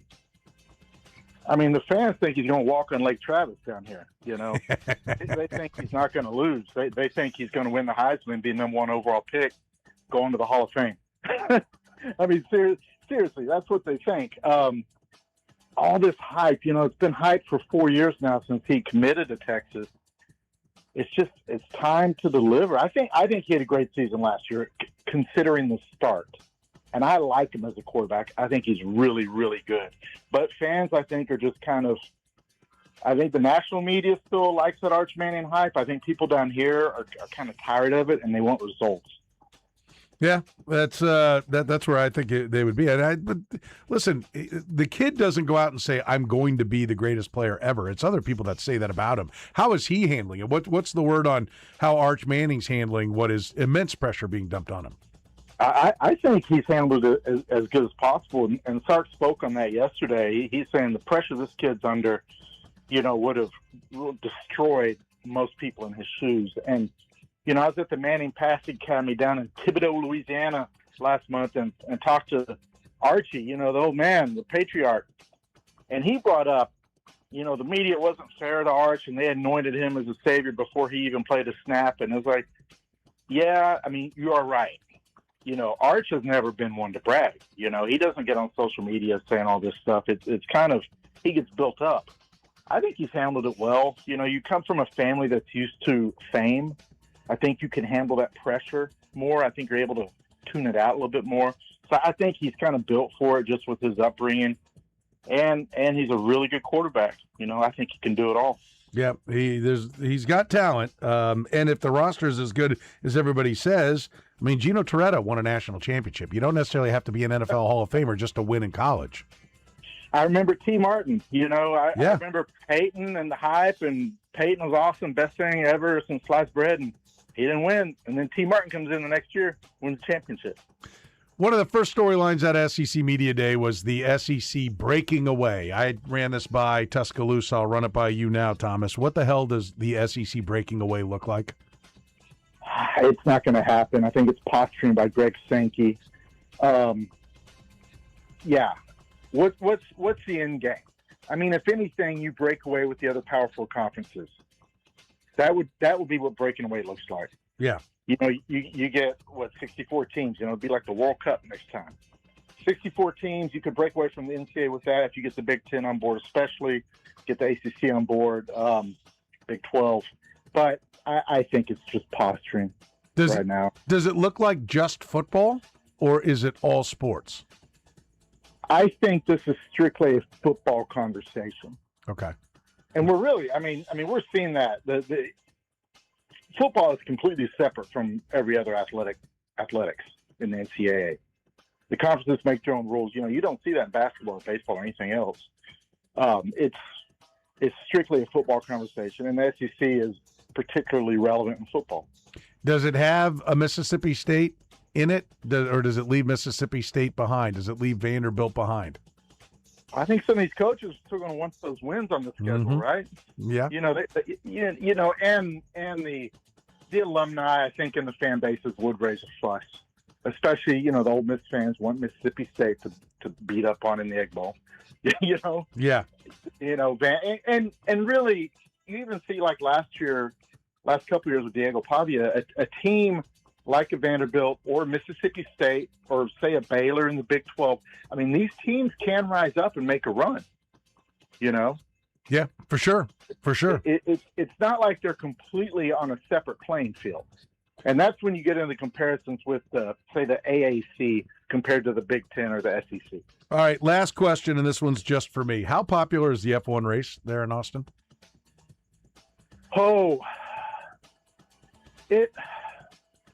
when it first started, it was such a big deal. It was all-encompassing. I think the newness wore off a little bit for a lot of Austinites, but you still have your hardcore people come into town. You still have your hardcore fans. It doesn't quite have that same buzz that it used to be, I'll be honest. Yeah. But I've been as a fan, and I've covered a couple. It's one of a kind. You probably know that. It's fun.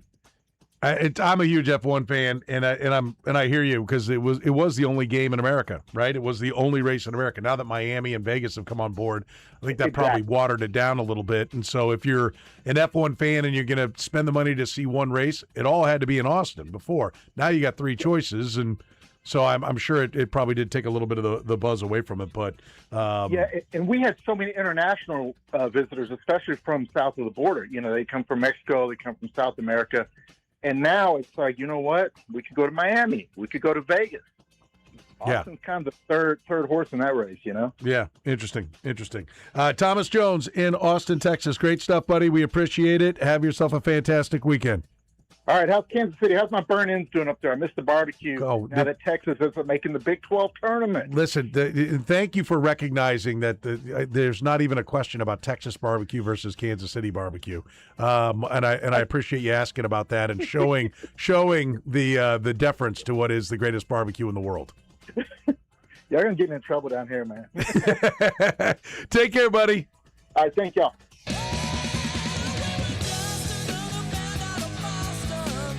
And Alex Barth, the Sports Hub in Boston, Massachusetts, is next. 98.5 on the FM dial. Alex, how are you, sir? Good. How we doing? Thanks for having me. Yeah, appreciate it. Thank you very much. Listen, 15 in a row for the Red Sox. I know it's over, but what an incredible run. It took the season from, okay, we're playing for next year, we're selling, I assume, to now buying. Where do the Red Sox sit with what their team is after winning 15 straight?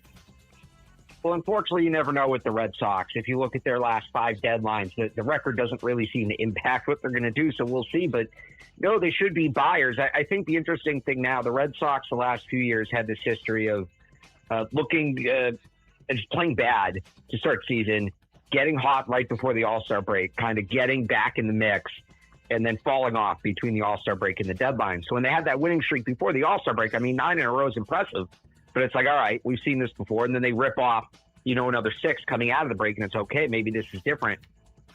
This is now where the season starts. Because they started so poorly, they were in last place on June 25th. That's less than a month ago. Last place in the league, not the division, in the American League. So now the season starts. You've gotten yourself back into the mix. They're currently the final wild card team. Now it's okay. Can they build on it? And they don't have to win another 15 in a row, but can you take 3 of every 5, right, from here on out, essentially, and keep yourself in contention, things like that. That probably means adding at the deadline. The crazy thing about the streak is they had a lot of key players out. Garrett Crochet, Roman Anthony, guys that are going to continue to be out. Crochet might be done for the season. So now it's like, can you add more MLB caliber players to supplement what some of these guys did coming up from AAA and punching above their weight class before water finds its level? Yeah, and that's the key, right? You mentioned Crochet possibly being out, so don't they need to go out and, I mean, like when you're in Boston, Massachusetts, you can't sit there and say, okay, you know what, nice turnaround, but we're not going to do anything because we're not sure this is real. Like, if you're in the mix, you have to go for it, don't you? You'd be surprised how many people are kind of saying that, and we're just so soured. Not only was this team bad at the beginning of the season, it was unlikable. They were losing games in stupid ways, and I think there's just some unlikable players on the team, players with big contracts that don't play hard. So there are some people that are still like, yeah, I don't believe it. But the thing about the Crochet injury and their pitching status, well, he wasn't pitching well before he got hurt. And even with him out, they've had the best rotation in baseball. Now, there's some other guys that are banged up that they might need to address, but those are expected to be shorter-term injuries, Ranger Suarez, Connolly early, but they can actually get by. Now, look, I'm not opposed to adding another arm. I think pitching is where you need to be, but it's really the lineup that's run very hot and cold. They don't have a ton of power. They don't have a ton of right-handed hitters. So they could add a starter by all means. I think that they could justify adding anything. But the real focus to me should be on the lineup. Listen, I know this is old news, old history, and maybe even something that didn't register as much in Boston as it did in Kansas City, but there was talk that the Red Sox would be willing to give one of their outfielders to the Royals if the Royals would include Cole Reagans. They wouldn't include Cole Reagans. He's now headed to surgery. I'm curious, we all sit back here in Kansas City and people talk about, like, why didn't you move him? Why didn't you trade him? He was an injury risk. If the Red Sox would have given you one of their outfielders, one of their young outfielders, why didn't you do it? Does anybody look at that now, or is that water under the bridge, or did it never even really register in Boston? I mean, I remember those rumors. Because their rotation is so deep, I don't think anybody is looking at that as a missed opportunity. They need to trade one of their outfielders, especially left-handed hitted outfielders. They have too many. Like a guy like Jaron Duran, who's fighting with podcasters while he's hitting under 200. Like, people kind of think, all right, they probably should have moved him earlier, and they maybe missed their chance to sell high on him. But the Reagans one, not so much. No, the name that comes up here, and I understand it's if at all, and it's a long shot, but if at all, it's probably an off-season thing, is Bobby Witt. And could they take one of their young? They got a trio of really good rookie pitchers in Peyton Tolley, Connolly Early, and Jake Bennett.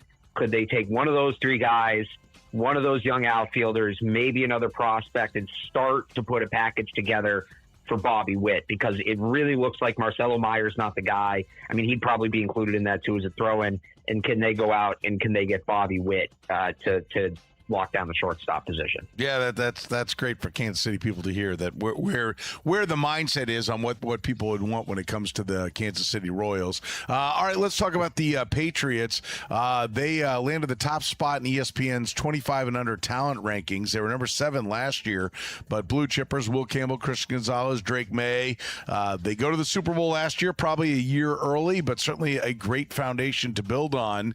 I assume that the expectation is that last year wasn't a fluke. Last year was just the beginning. Yeah, that's the big picture expectation. I think the debate is how much the easy schedule impacted things, and the very popular take around here, and I'm of this belief, they will be a better team on film with a worse record. Can they win? Like, they won 14 last year, right? can they win 11 games, but still at the end of the day, you come away from the regular season saying, oh, they're a better team going into the playoffs. And I think that's very possible. So, even in New England, back-to-back Super Bowls, we understand is a lofty expectation. I think Brady and Bill only did it twice.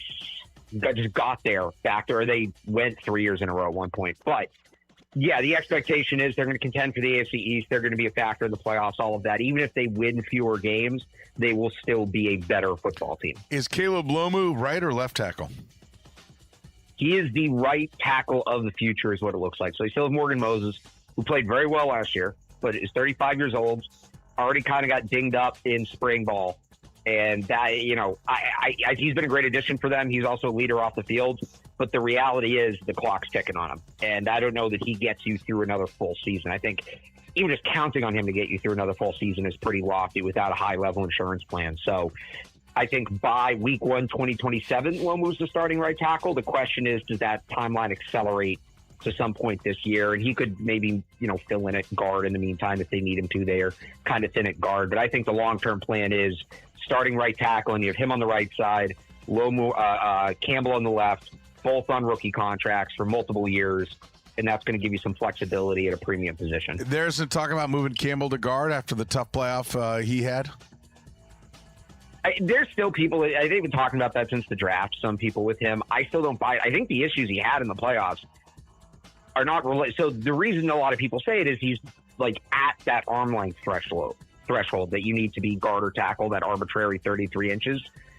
But I don't think the arm length is the issue for him. He compensates for it well. If you look in the playoffs, it's really an anchor issue, which I think goes back to the injury. So there's some people that want him at guard. There's some people that want him at right tackle. Before he got hurt, he was a top 15 left tackle in the league, which I think is enough. If he's giving you starting caliber left tackle play in a league where there are not enough starting caliber left tackles, I think you chalk that up as a win and you don't mess with it.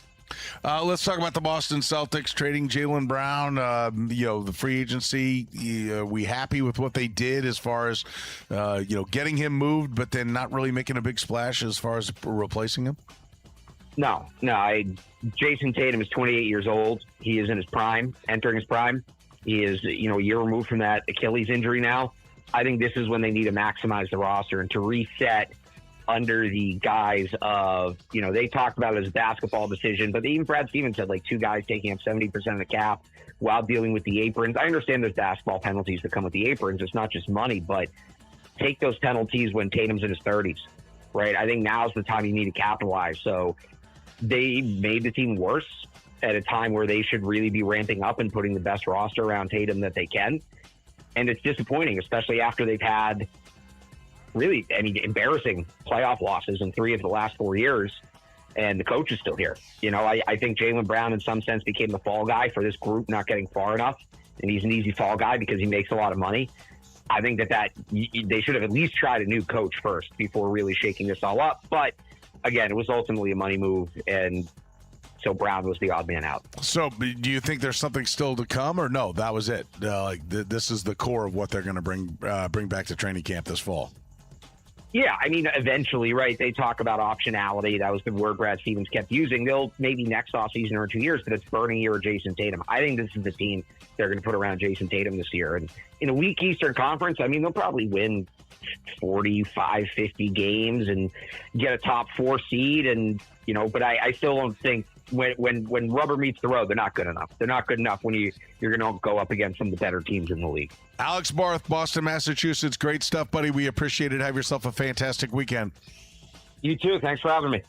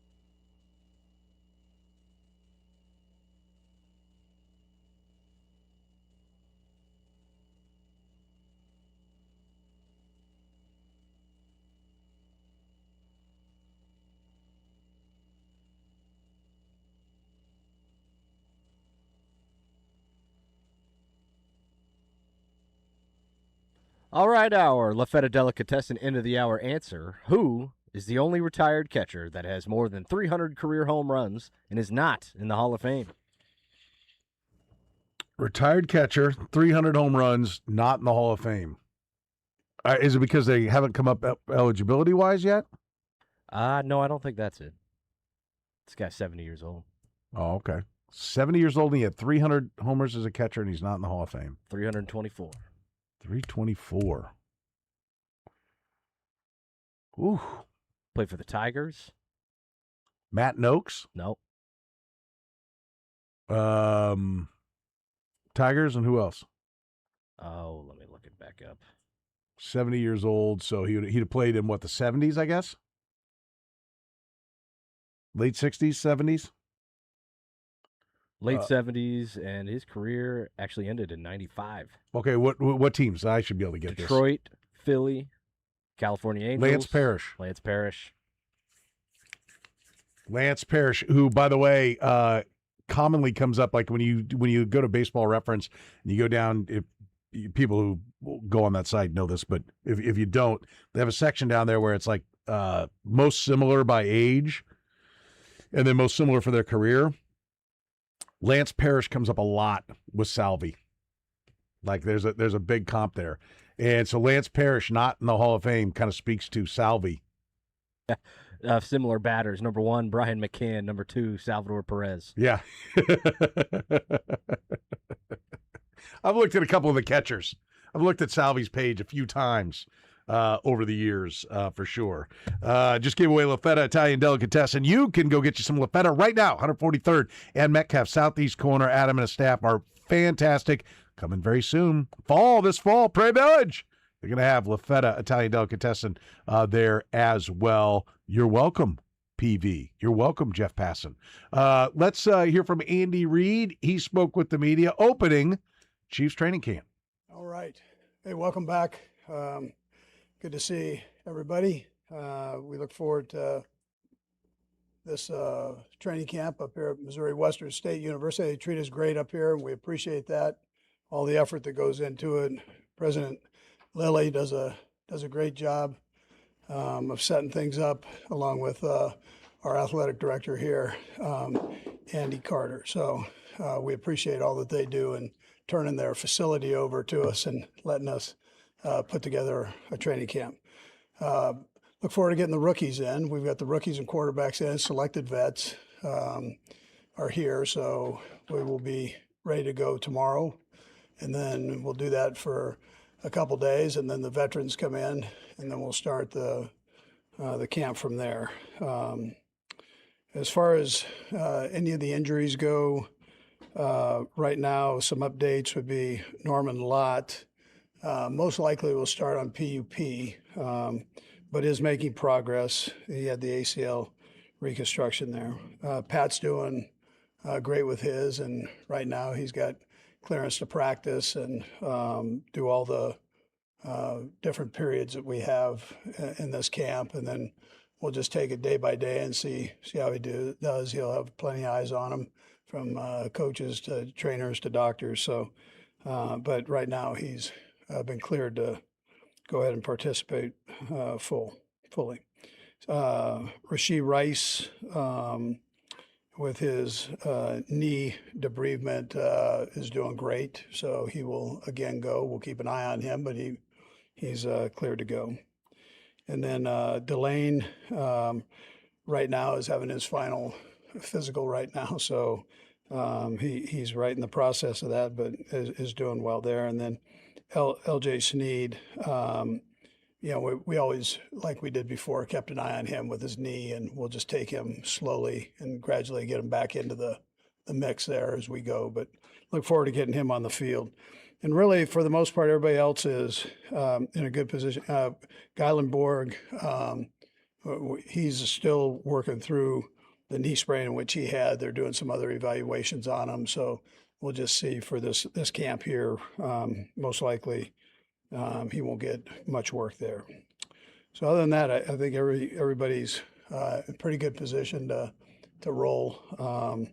Really, Norman Lott's the main one there, but again, big guys with ACLs, it takes a little bit of time to get them back and fully strengthened up and ready to go. Other than that, time's yours. Fire away. Andy, will camp still be different for Patrick, even though he has been cleared? I don't think it will be. We'll see about games and all that once we get there, Sam. But right now, we're just going to take it day by day and see how he does. But he's been given the clearance. What did you see out of him to make sure that he was okay to clear the practice? Well, he's been up here every day and doing his thing and rehabbing. And I've mentioned before how much time he spent. If anybody spent time doing this thing the right way, he's it. So we appreciate that, and he's been given clearance by the doctors to work, and they're pretty comfortable with that. But again, keeping an eye on him. Is it just a day by day with his usual reps, Andy, or do you want to sort of build him along?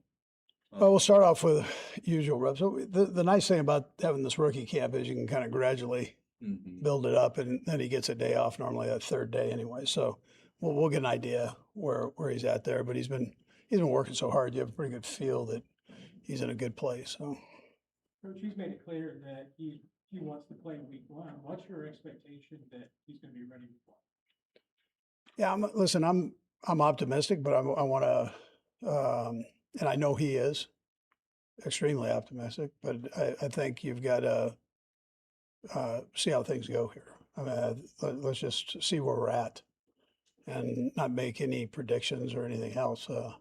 Take it day by day and see where it goes. Coach, you mentioned Rasheed. We haven't talked to you since he got out of jail.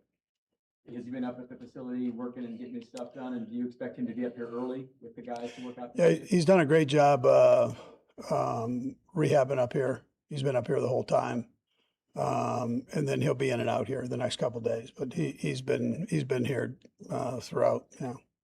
You mentioned optimism with Pat for week one. With Norman Lott, is it optimistic that he will participate at some point during training camp? Yes.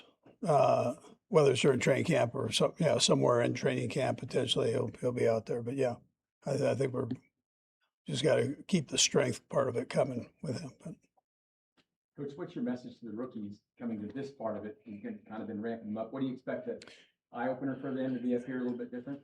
Yeah, I mean, it's a little different. It's great to be back, with a center block surrounding you and puts them right back as freshmen in college. So it's, but I don't think they'll be too shocked by that part. The workload is going to be tough, obviously, and they'll push through it. These 3 days are great for rookies to give them just an introduction to the offense again, the defense again, special teams again. Where you can slow it down a little bit. You don't have a ton of numbers, but you have enough where they can get reps, but you've got to slow it down because of numbers and the heat and all that to get work done there. So, but gives them a nice little ramp up, and then they get another review once the veterans get in of basically the same plays for those first couple of days. So it can be beneficial as long as you're focused in on it. And going. And there's a lot of work we've got to do as a football team, period. And I know the guys are in the right mindset to do that. So the rookies felt that in the offseason program, and there's a great mindset ready to go forward here with the guys. I've talked to a number of them over the break, and they seem focused in and ready to go. This is the longest offseason you all have had in a while. Can that rest be beneficial as you turn the page to training camp? As long as you've handled it right, I think that's important. You've got to. I mentioned this before the guys left that you want to step back and get a bit of rest, but then you got to go and you got to build that foundation to get you through the season, and you can't sit on the couch and get that done. If the OTAs are any indicator, these guys they're willing to work, and we'll see what the retention is with the young guys, see where they're at, and going forward. Delane was what the biggest draft investment you've had in a long time, I guess. Since he's been in the building behind the scenes, what have you seen that maybe solidified that for you guys? And then, what do you want out of him this weekend? Yeah, well, we like the way he goes about his business. He's a focused kid. He seems to be a smart, sharp kid.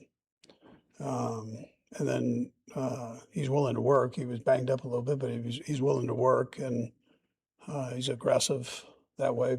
Too aggressive in the case where he hurt himself there. But you've got I think you've got a good player there. He's got to go.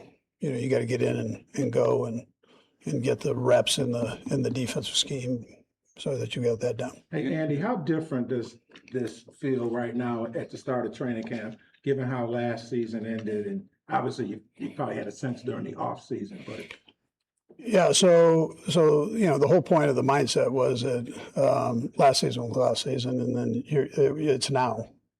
So don't we're not focusing on that last season. We're focusing on now, and your mindset's got to be right for that and going forward here and taking one day at a time and cranking it out.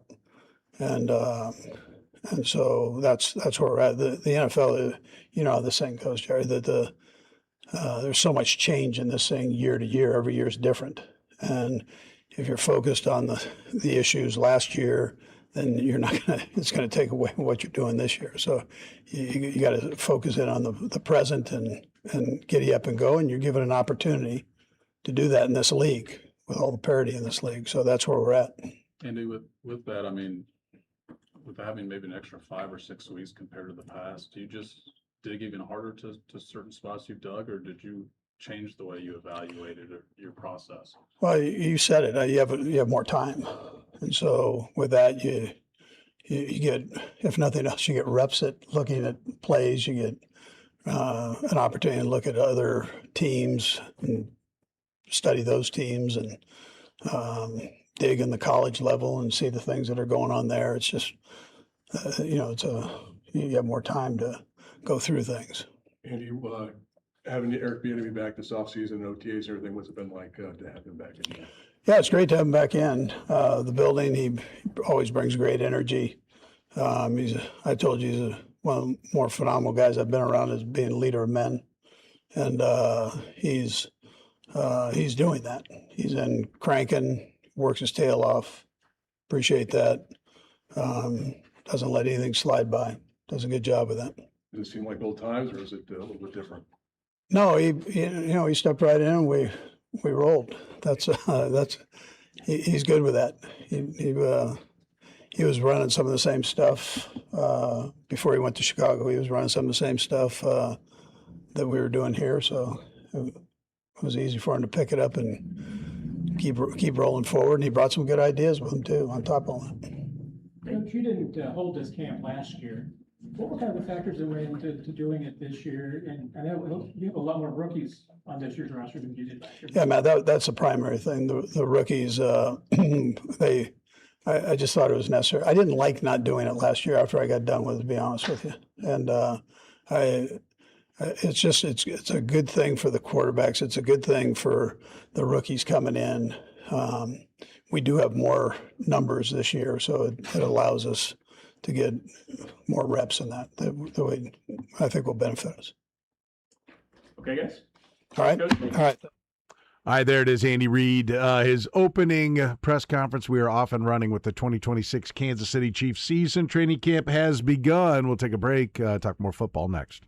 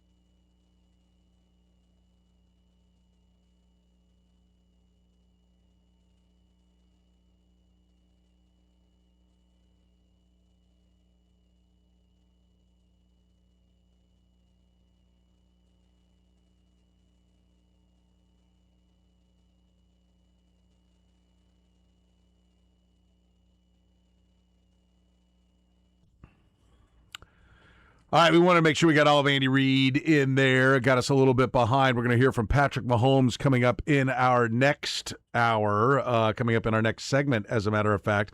We'll hear from Patrick Mahomes, and then we'll hear from Frank Schwab, who covers the NFL, senior NFL writer for Yahoo Sports. He's got the Chiefs 12th. We'll get his thoughts on why he put him in there at number 12 and what his expectation is for the Kansas City Chiefs in 2026. That is coming up in our next hour as well. As we mentioned, football season underway, training camp open. We're going to be talking a lot of Chiefs football now for about the next, 7 months, we hope? Oh, yeah, that's the hope. That's the hope. 5 months for sure, but hopefully a little bit more than that. We're going all the way into February when it comes to the Chiefs talk. So we'll take a break. We'll hear from Patrick Mahomes. His opening comments are coming up next here in the program.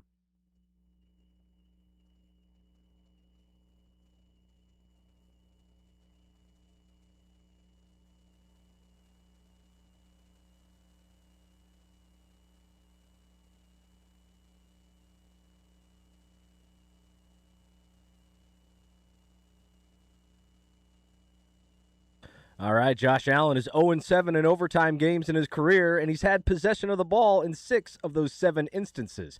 How many points has he scored in those 7 games? Brought to you by La Feta Delicatessen.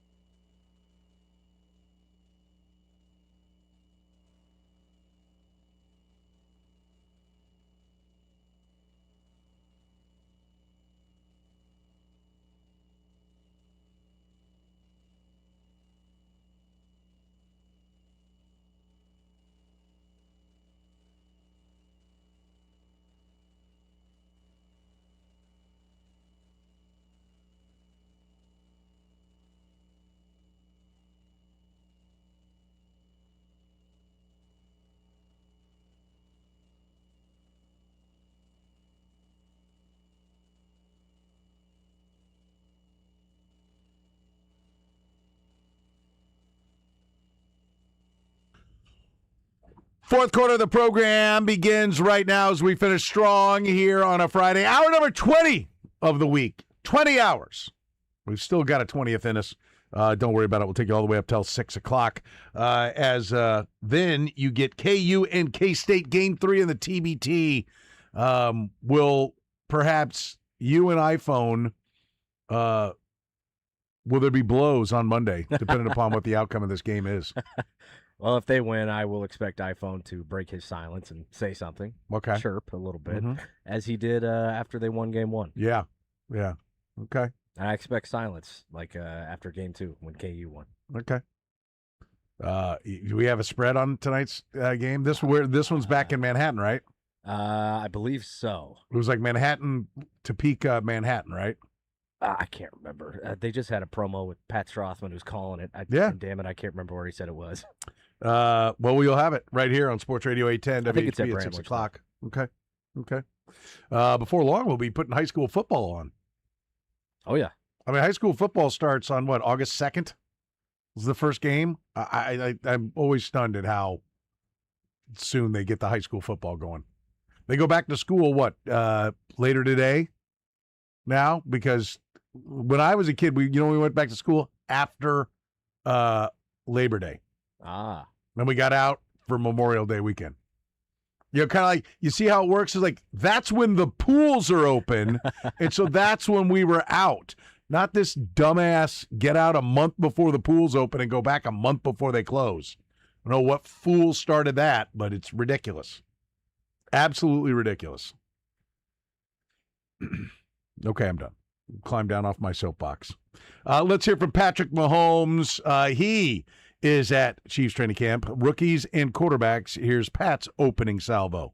Patrick, just the update. How are you doing? And getting fully cleared to practice, just the steps it took to get to this point, how you're able to prove that you do it. Yeah, it's a lot of hard work and just day to day, just continuing to do it over and over again. It was always the goal to be able to practice when we got to training camp, and so we've kind of hit that next step, and now it's just going to be about building and keep getting better and better, and so that whenever the regular season comes around, I can try to be available and ready to play. When did you know for sure that you were going to be able to practice the first day? Like 2 days ago. So I was able to go down and meet with Dr. Cooper and just kind of go through the stuff like that, and then him seeing the numbers and stuff that I've been putting up. He gave him the comfortability to let me go out there and be fully cleared to practice, which, I mean, I don't get hit, so that's one part of it, but it's still good to be out there and have bodies around and being able to go through and run the offense. Hey, Patrick, to be hurt so late in the season in December, how did it become realistic for you to be at this point now, just given the time it goes for rehab?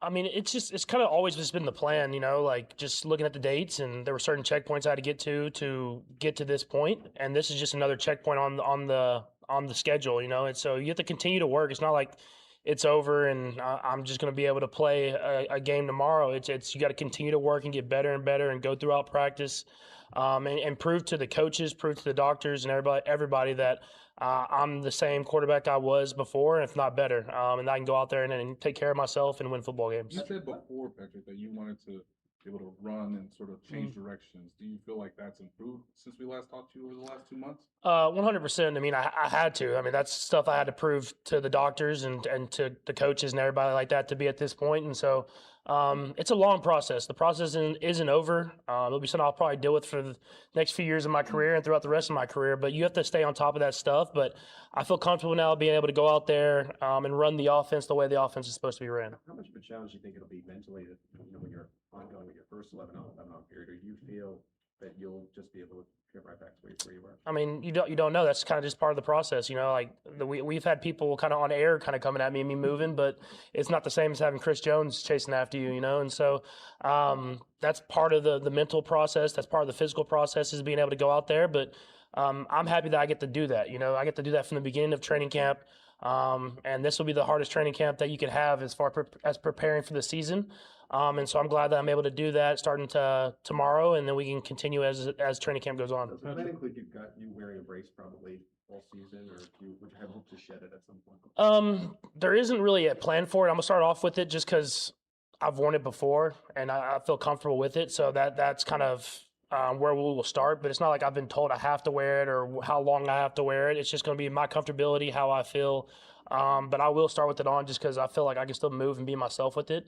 I play with it in college, and then we'll just see where we go from there. When you came back from your injury in college, do you remember the first time you were in a live situation again? How did you react, and how do you think they'll react here?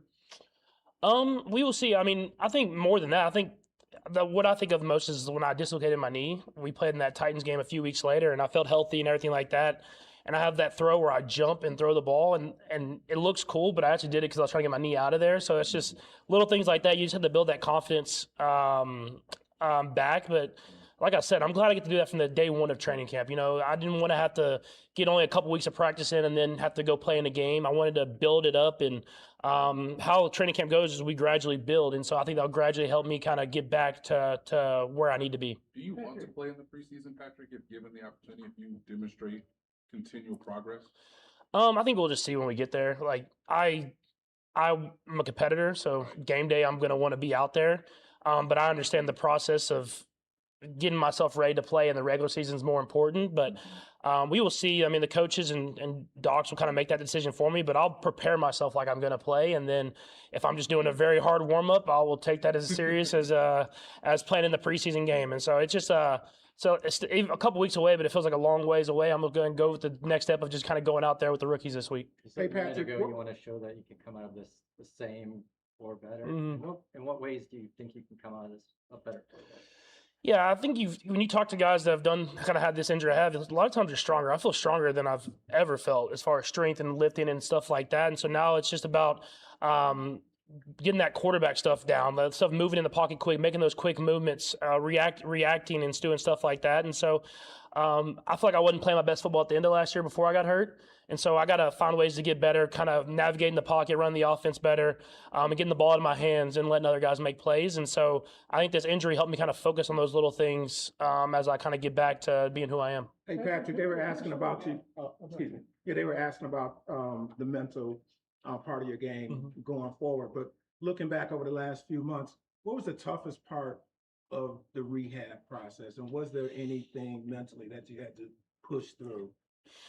You know, honestly, the toughest part was at the beginning was like not being able to get up and like chase my kids around like that. I know it sounds crazy, but being a dad and being active, I always want to be around my kids and playing and stuff like that. And so I think that was tough. Once I was able to do that, it kind of motivated me to kind of keep getting better and better. So when Bronze has a T-ball game or Sterling's playing soccer, I can be out there with them. I always knew that I was going to get back here. And it's just because of my mindset and the people that we have around me. I think that once I was able to do that, it kind of mentally helped me kind of get through this process. Patrick, when you mentioned that Titans play, when was it where you felt like you weren't maybe cautious about that? I think after that play, it's like I showed that I could be athletic. I could jump off the knee that I had injured, and that I could still make plays that I've always made. And so, you'll never know until you get out there and you get hit and you make plays. That's just kind of part of it. But I trust the process that I've been through. I feel amazing, and I just got to keep continuing with that. And then I'll take that first hit just like you do every regular season. And then you go back to playing football, the game you love. Related to that, you mentioned some of the guys that you said you had talked to about this. Who are some of the guys, and what's the best advice and wisdom that you received? You know, I talked to Tom early in the process because he had the same injury, a very similar injury that I had. Tyron a little bit, kind of very similar injury. And then I talked a lot to actually Zach Ertz, who got injured very close in my time, and we kind of had like competitions on like where we were at and where we were rehabbing. And so it's just kind of talking to guys that have been through this process and just say like how you have to stay on top of it. I mean, like it's a long process. I remember sitting on the table and watching us play those last few games, how much it hurt me, but I knew that if I continue to work, I could be at this spot where I get cleared for practice. And now I'm just trying to get to that spot where I'm cleared to play in the regular season on that first week. Let's go across the room. Matt, Derek, you're up. I just asked. Oh, you got yours? Okay. Yeah. I know you had some injuries before, but how much have you learned about yourself throughout this whole process? I don't know if I really learned anything crazy. It's just like a mindset you have to have in order to go about this process, and it's hard. Like every day is hard, and you have to just continue to just stack days on days, and stuff kind of just builds and builds. And like I said, I think having my kids and being able to like after rehab, go to T-ball practice, and after rehab, go to whatever with Sterling. And I think that kind of kept my mind off the repetitiveness. And so now it's just about getting here. And I've told some of the guys, is like, sometimes you come up to St. Joe and you're like, all right, we're gonna go to St. Joe or be in the dorm, stuff like that. I'm like, I'm excited just to be able to play football. I've been seeing cinder block walls rehabbing every single day in Kansas City, and so now to get out to be on that practice field with my teammates and my brothers, it's gonna be a lot of fun. And you've been a pretty mobile quarterback. How much have you learned that you may not be able to do some of the things before? I plan to be able to do everything I did before. I've been moving around and doing that stuff, but I'm going to obviously try to take care of myself a little bit better than I did last season. I think I ran a little bit too much last season in general, so I'll try to be better with that. And then if all else fails, just give it to K9 and let him just go out there and work. Eric, the injury aside, you all didn't have the year that you wanted last year. Does it feel different come to St. Joe this year? Do you approach anything different? It doesn't feel different in the sense of like what happened last year, because that happened last year. It's a brand new year. If you win the Super Bowl or don't make it, if you don't win the Super Bowl, you're in the same spot, and you're coming to kind of do it again this next year. I think it's just the longer break. I think you can just tell guys are more excited to be back in the building. You know, we've had a lot of short off seasons, and so having that extra 6 weeks, it sounds awesome until you're in the middle of summer and you're like, man, I really miss football. And so I think just seeing the guys around the building, especially this last week, as guys are kind of filing back into Kansas City, you can tell guys are really pumped to get back out here and play football. Todd? Coach mentioned that Rasheed had been up rehabbing after he got out. What do you expect from him? You think he's going to be up here at this rookie park now? I mean, what's his mindset coming into this from when you've seen it? Yeah, he's excited to get back out here. Kind of the similar thing is he's ready to play football again and just get out here and be with the guys. And I've been rehabbing with him a lot. He's been in the building as much as I have, him and Omar. And it's been, I mean, I hate that they're injured, but it's been good for me because you have guys that you can work with and try to get better with together. And so he's doing great. Like, he's doing great. I've thrown to him. He's caught. He's done all the stuff he needs to do. And I don't know if he'll be out on the field or whatever, but I know he's rehabbing and doing what he needs to be on the field whenever camp gets going. All right, there it is. Patrick Mahomes talking to the media for the first time today. Training camp up and running. Heard Andy Reid, heard Patrick Mahomes. If you missed Andy Reid, he's in the 4 o'clock hour. You can catch it on the podcast at 810WHB.com and on the 810 app. A couple other things before we take a break and go to Frank Schwab from Yahoo Sports, senior NFL writer. The Royals back in action tonight with Matt Quatrero. He is back with the club, Royals and Tigers. Skubal versus Beck Way. And LeBron James is a Philadelphia 76ers, 2 years, $8 million. The program with Soren Petro. That is trash! Weekdays from 2 to 6 on Sports Radio 810 WHB. All right, listen up. Applause Custom Sight and Sound is Kansas City's best when it comes to smart home technology. What is smart home technology? Well, I'll tell you what smart home technology is. It's the ability to control everything in your home, all from a touchscreen. Maybe it's a touchscreen on your desk. Maybe it's right there with the app on your phone. That's what I have.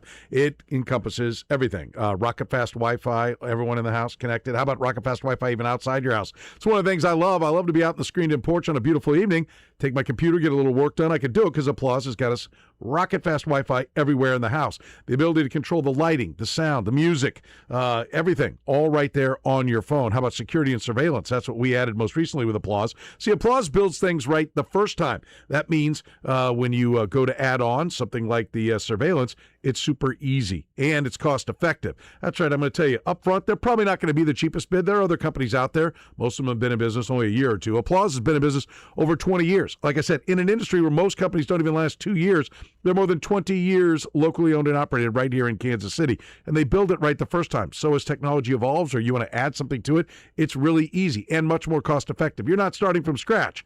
So if you want the best, get the best. Go to Applause's website at applausetheater.com or just give them a call, 913-498-1183. That's 913-498-1183. Tell them Soren Petro sent you.